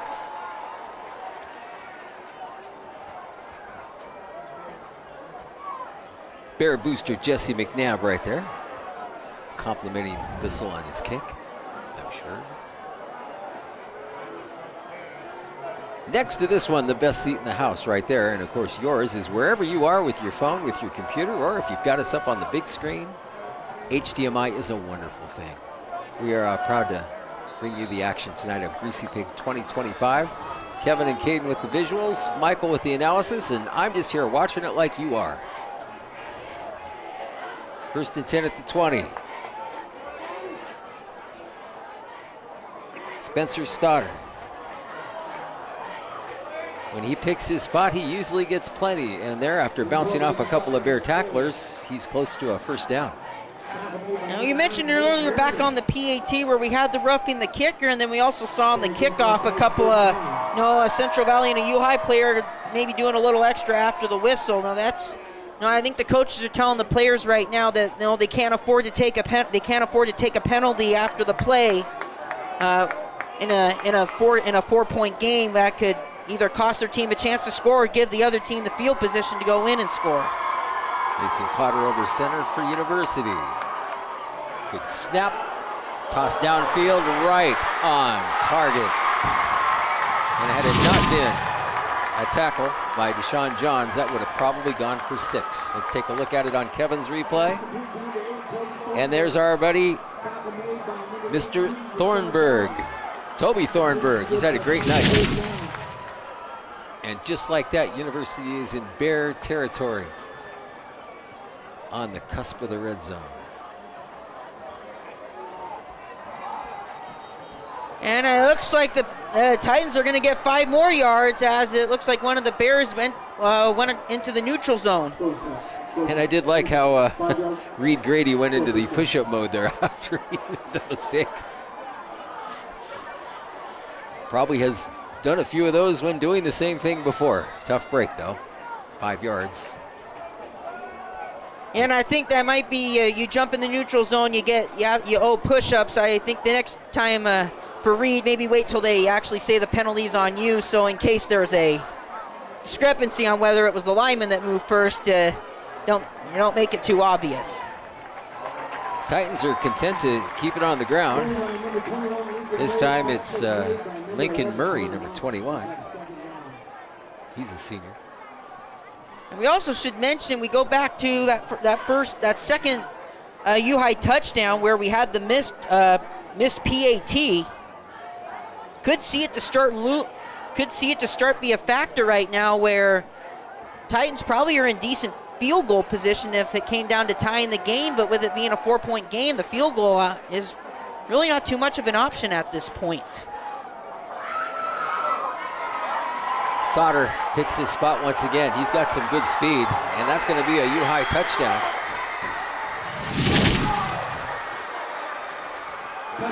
And you might hear that noise. That's the coach's box from U High right next to us. That was quite a play.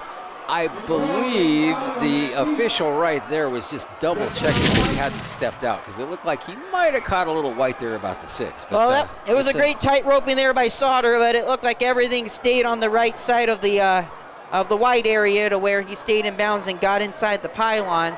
So as the Bears go in to score, the Titans, maybe less than 2 minutes there, and they come back with the response. Just under 8 minutes left in the game. Both teams have good kickers. I think University might decide to go for 2 here. And I think they're going to go for 2 because they want to try to force the Bears into a touchdown situation, knowing with the leg that Bissell's got, the field goal range is pretty expansive. And I think we knew who was going to get the ball there, and I don't know if he made it. No! Sauter was not able to get in, and the two-point conversion fails. Big play. Let's see who the Bear was on Kevin's replay who made that stop. Looked like partially it might have been Owen Beal, at least initially, and I'm not sure who got him after that. It looked like Monks got in on that play last and ended up giving the shove. On Sauter that sent him backwards away from the 1 yard line. So, good pursuit by Beal, and Monks coming in to make sure he did not get across that goal line. Plenty of time for both teams to do some damage on offense, but as it is now, University takes the lead 19-17. You're watching Central Valley HS YouTube channel.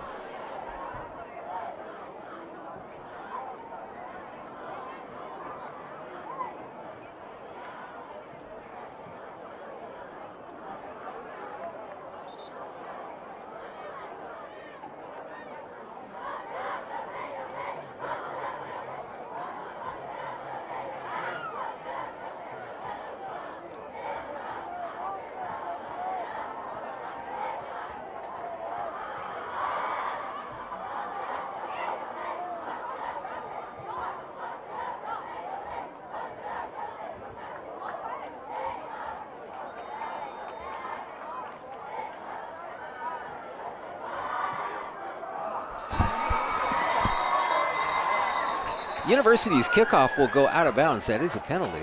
But I think we have a flag before the kick. Well, let's see what the officials have to say here. I mean, the ball did go out of bounds, so that would have been a penalty in of itself, but I think the play was blown dead before the ball was kicked. And the Titans ended up doing something before the kick that's going to march them back 5 yards. We do realize it's the second game of the season. You'll see some errors like this, but we'll see which ones make a difference. Big penalties, mostly the 15-yard variety, have hurt both teams. And teeing it up again for University, number 57, Ben Wagale. A poocher to about the 25. Jake Young returns. Nice tackle there by University's number 16, Soleil Young.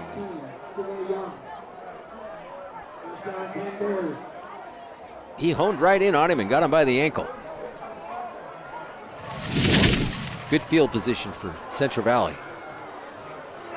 And again, with Kevin's graphics, you can see everything that's going on. Big moment for the Central Valley offense here. Greasy Pig 20-25. And we see that Bearcat formation to start the drive here. And it's been Ben Butner most of the time, with a couple of cameos by Connor Monks, and it looks like Coach Butner took a spill there. And I think we got a flag. I think it's a late flag, but I think it was just the official trying to signal the play dead, but I think we're going to get a dead ball foul on someone. It was hard to tell who was in the group. And I think they're going to end up getting a Central Valley player.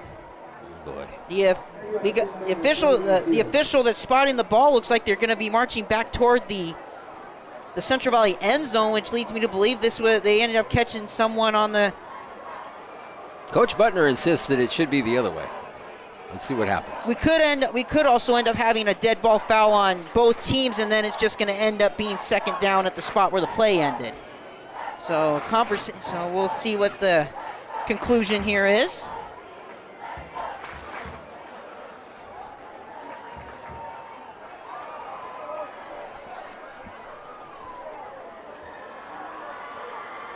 And it is they turned down the initial call for a personal foul. There was a live ball foul on one of the Titans, and then they end up having a dead ball foul on U High after the play, so that's going to put 15 on to the end of the run. And there again, one of those big 15-yard penalties, personal fouls, and it will get the Bears over midfield. In fact, they'll be at the 37 of University now with just over 7 left in the game and down by 2.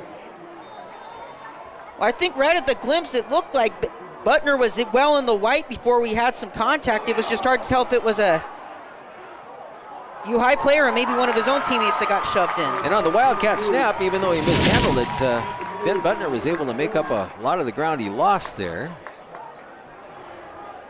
It's not easy receiving the snap. But he did get back up to about the 35, which actually was a 3-yard gain. They'll stick with the Wildcat here. It looks like Nesbitt to one side of Butner. He'll lead. Ben gets around the corner and picks about another 2 or 3 yards. Clock continues to run down to 6.5 and stops as he was ruled out of bounds.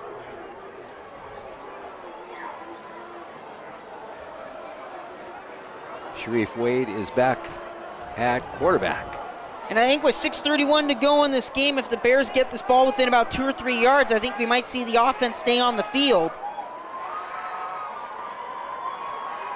You're right on the outskirts right now of Tyler Bissell's field goal range. Split out there on his own was number 15, the intended receiver, Cannon Danes. Wasn't able to haul that one in.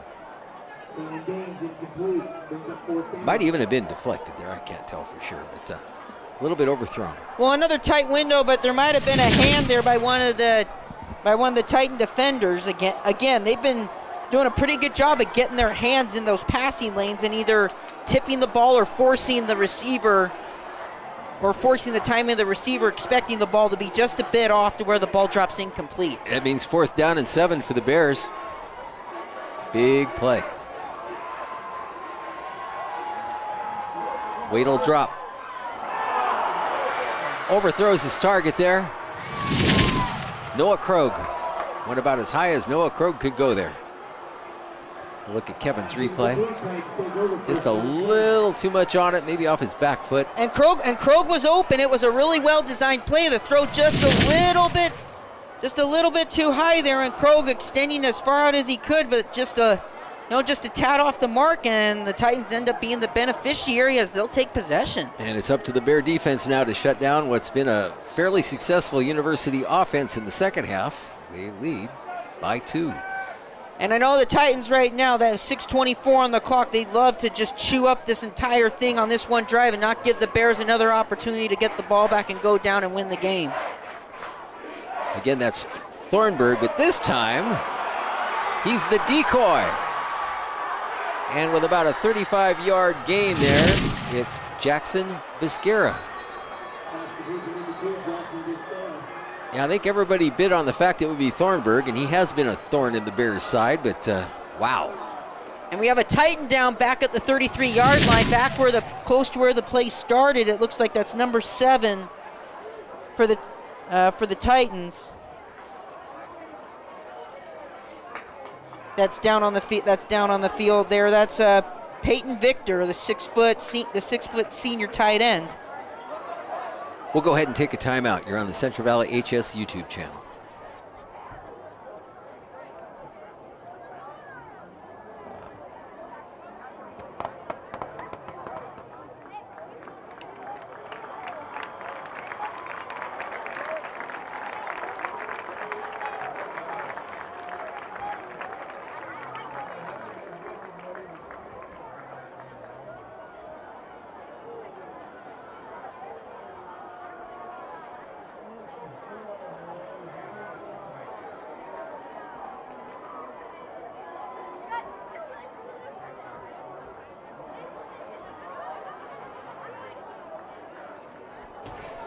One of the biggest plays, if not the biggest play of the second half, right there for University on that pass that gives them a first down in Bear territory with a 2-point lead.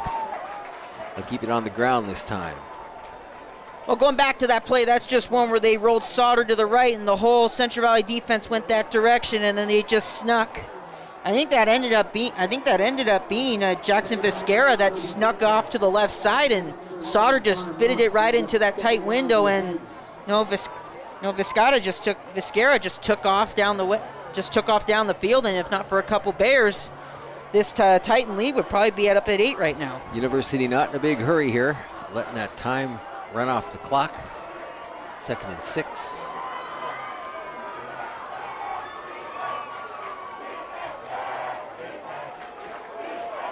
And again, Sauter.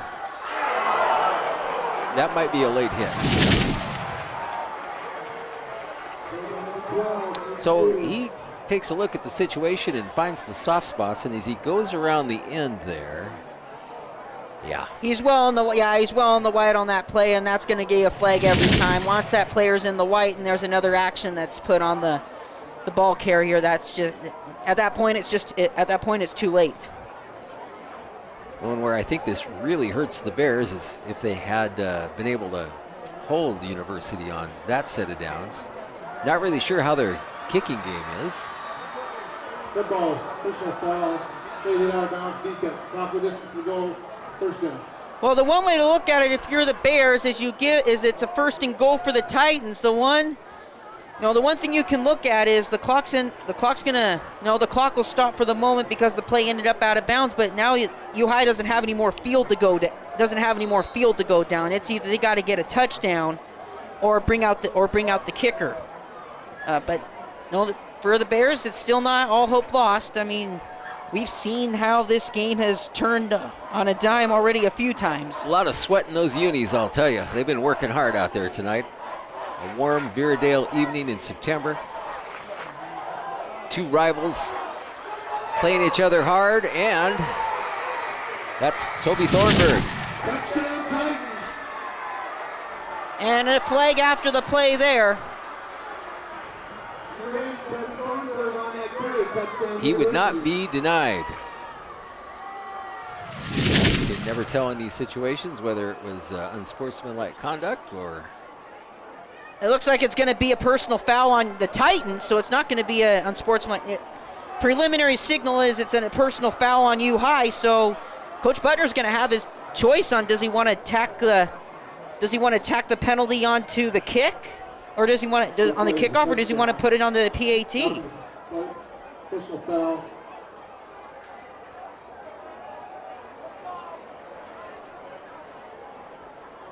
So it looks like the extra point play is moved back to the 18-yard line. So that'd be about a 35-yard extra point for Wagale.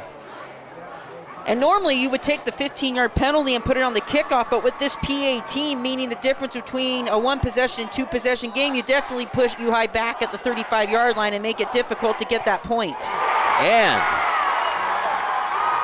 I believe it was blocked. At any rate, that keeps it an 8-point game as we head into the final 5 minutes of the Greasy Pig 2025. Nice work there by the Bears. Let's take a look at where we are at this point. University will kick off.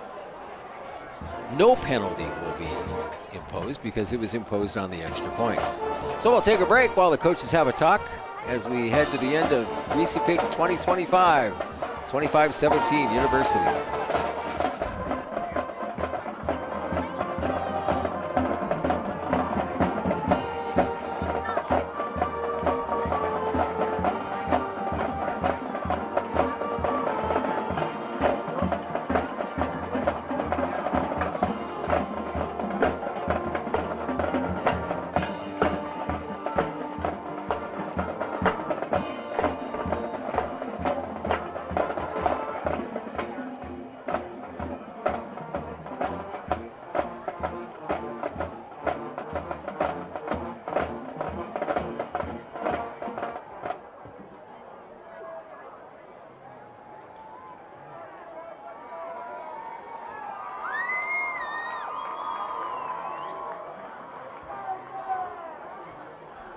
Especially as the end of the game nears, so we'll see how things go here when Wagale kicks off to the Bears. And typically it's been Jake Young, Noah Krogh, and Ben Butner to receive. Of course, they may want to squib one here and make it a little more difficult. Well, they might squib, or the other option they might have is they might just be okay kicking the ball out of bounds and giving the Bears the ball on the 35 and just not give the Bears special teams a chance to even run the ball back to the house. A technique often used when Bo Butner was wearing the Columbia blue and white.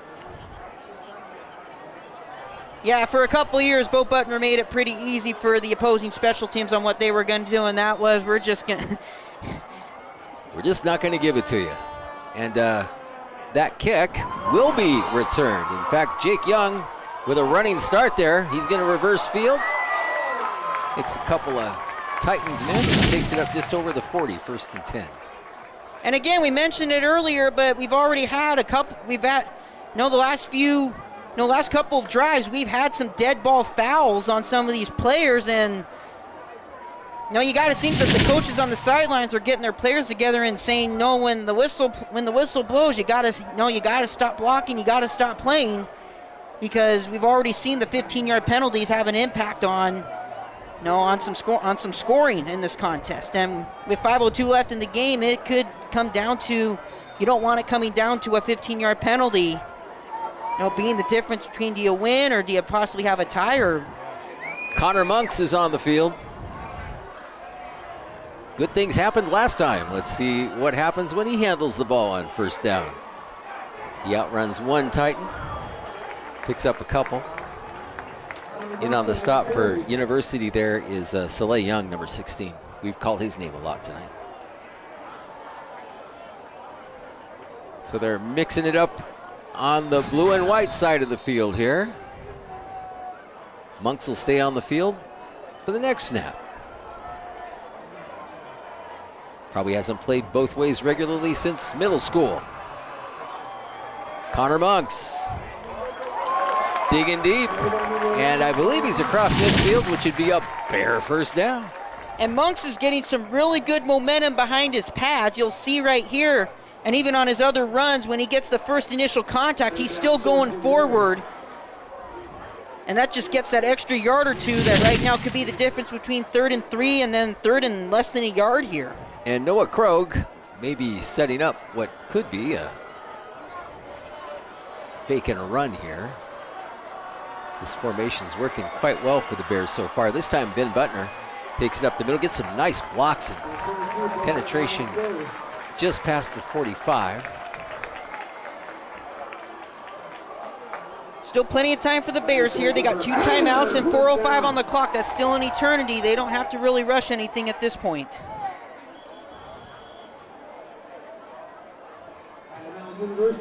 Looks like University will take a timeout. Maybe talk over how they can handle this Wildcat-style offense. We'll take a break as well.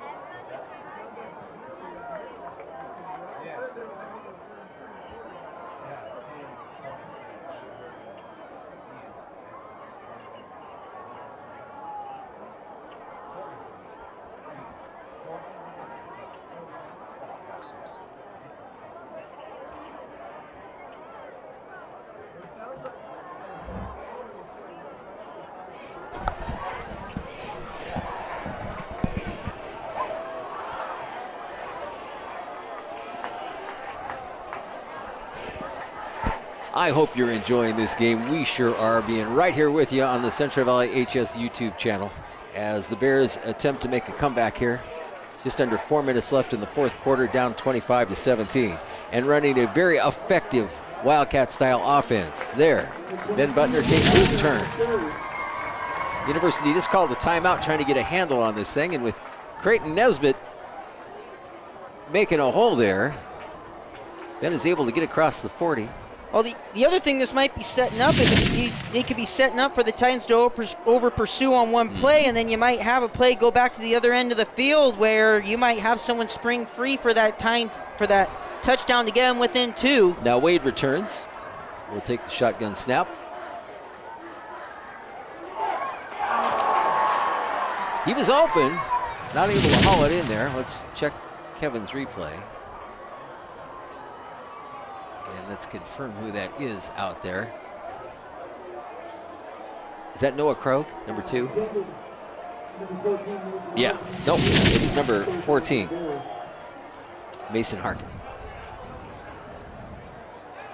And we definitely know this is 4-down territory for the Bears, so you got to think the play calling is, what 2 plays can we use to get ourselves 4 yards? Nesbitt and Butner. Ben will keep it around the corner. Takes a pretty big hit there, and will need 4th down. Number 16, Soleil Young again in on the stop. And that was a great hit by Soleil because it looked, and that was a good hit by Soleil Young because it looked like Butner had the corner there and it just shut down pretty quick. Young is 6 foot 175, a sophomore. And we'll have another timeout. Big play for the Bears, 4th and 5. Coach Menard and the crew will have a talk, and we'll take a break.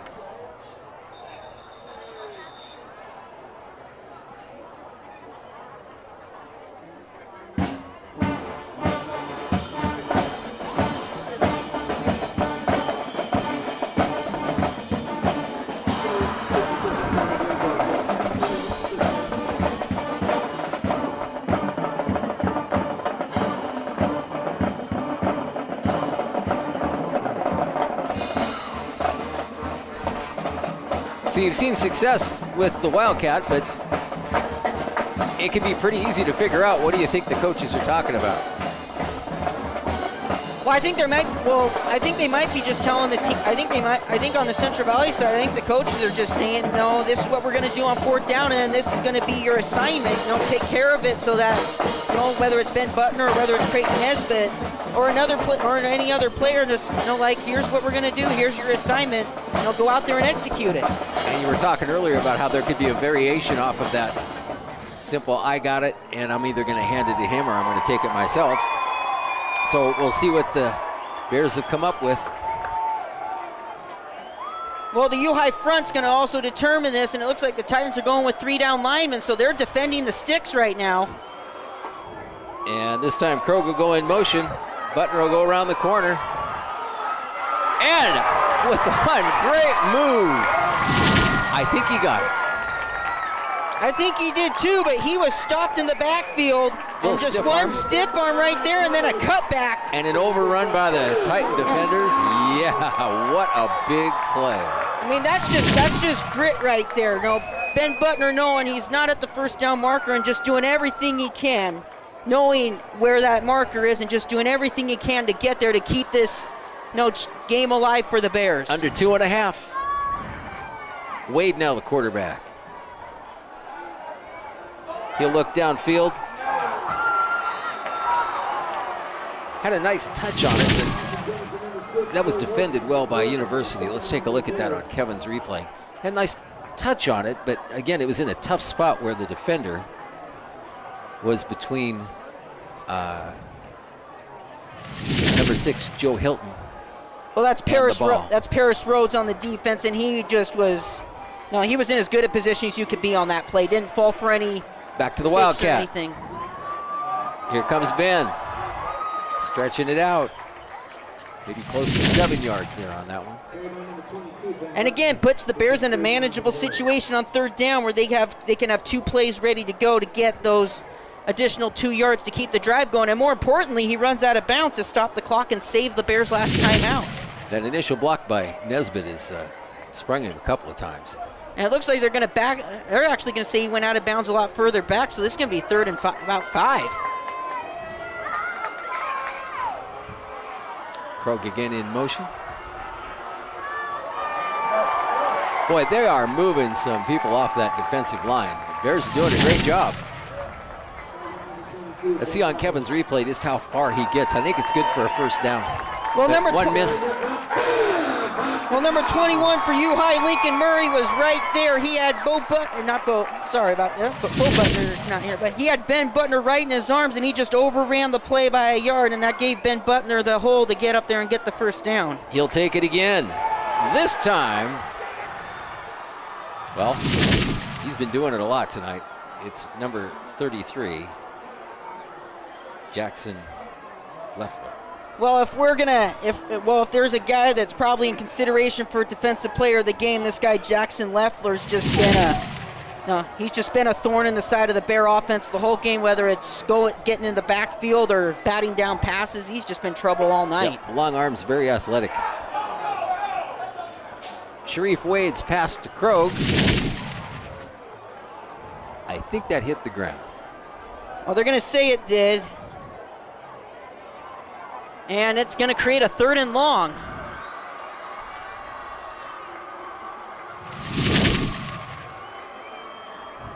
Not a dull moment here in the last quarter for either team. 3rd and 15. A minute 20 left in the Greasy Pig.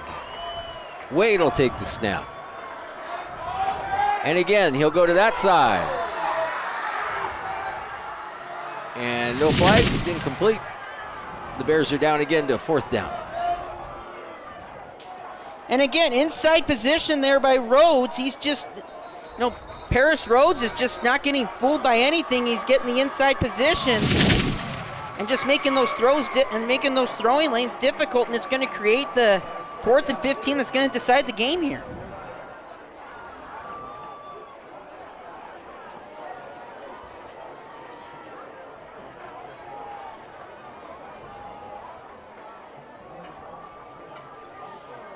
It looks like the Bears took their final timeout on that 4th and 15. So, I mean, really, with one timeout, they wouldn't be able to stop the clock on defense anymore. So, Coach Butner's probably thinking, just burn it here and let's just get on the same page with this 4th and 15 play. We need to keep our hopes alive. Might be fastest guy to the end zone here on this one. They need to get to the 13 for a 1st down.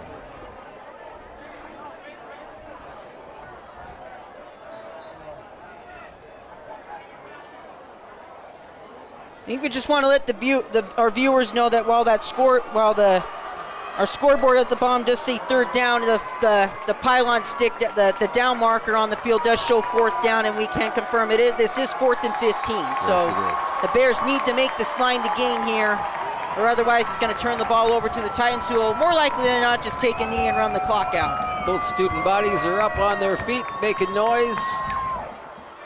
Sharif Wade will look, again, the same direction he did before. And that, with double coverage on Jake Young, is probably going to do it for the Titans. Let's look at it one more time.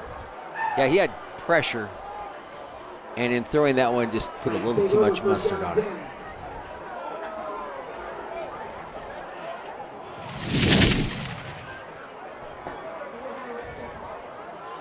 Titans will take over. And I'm not sure that Central Valley can stop the clock enough times to...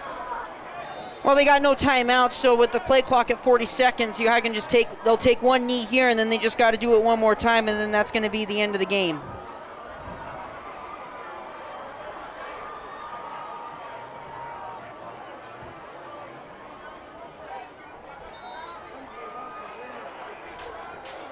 Spencer Sodders had a fine night, both rushing and passing for University.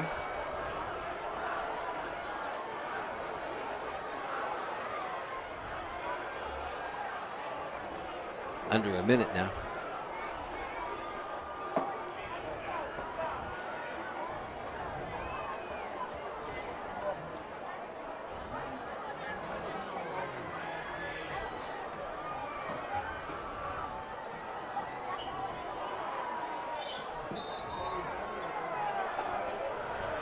And that should do it. Bears will go to 0-2. The Titans 1-1 on the season.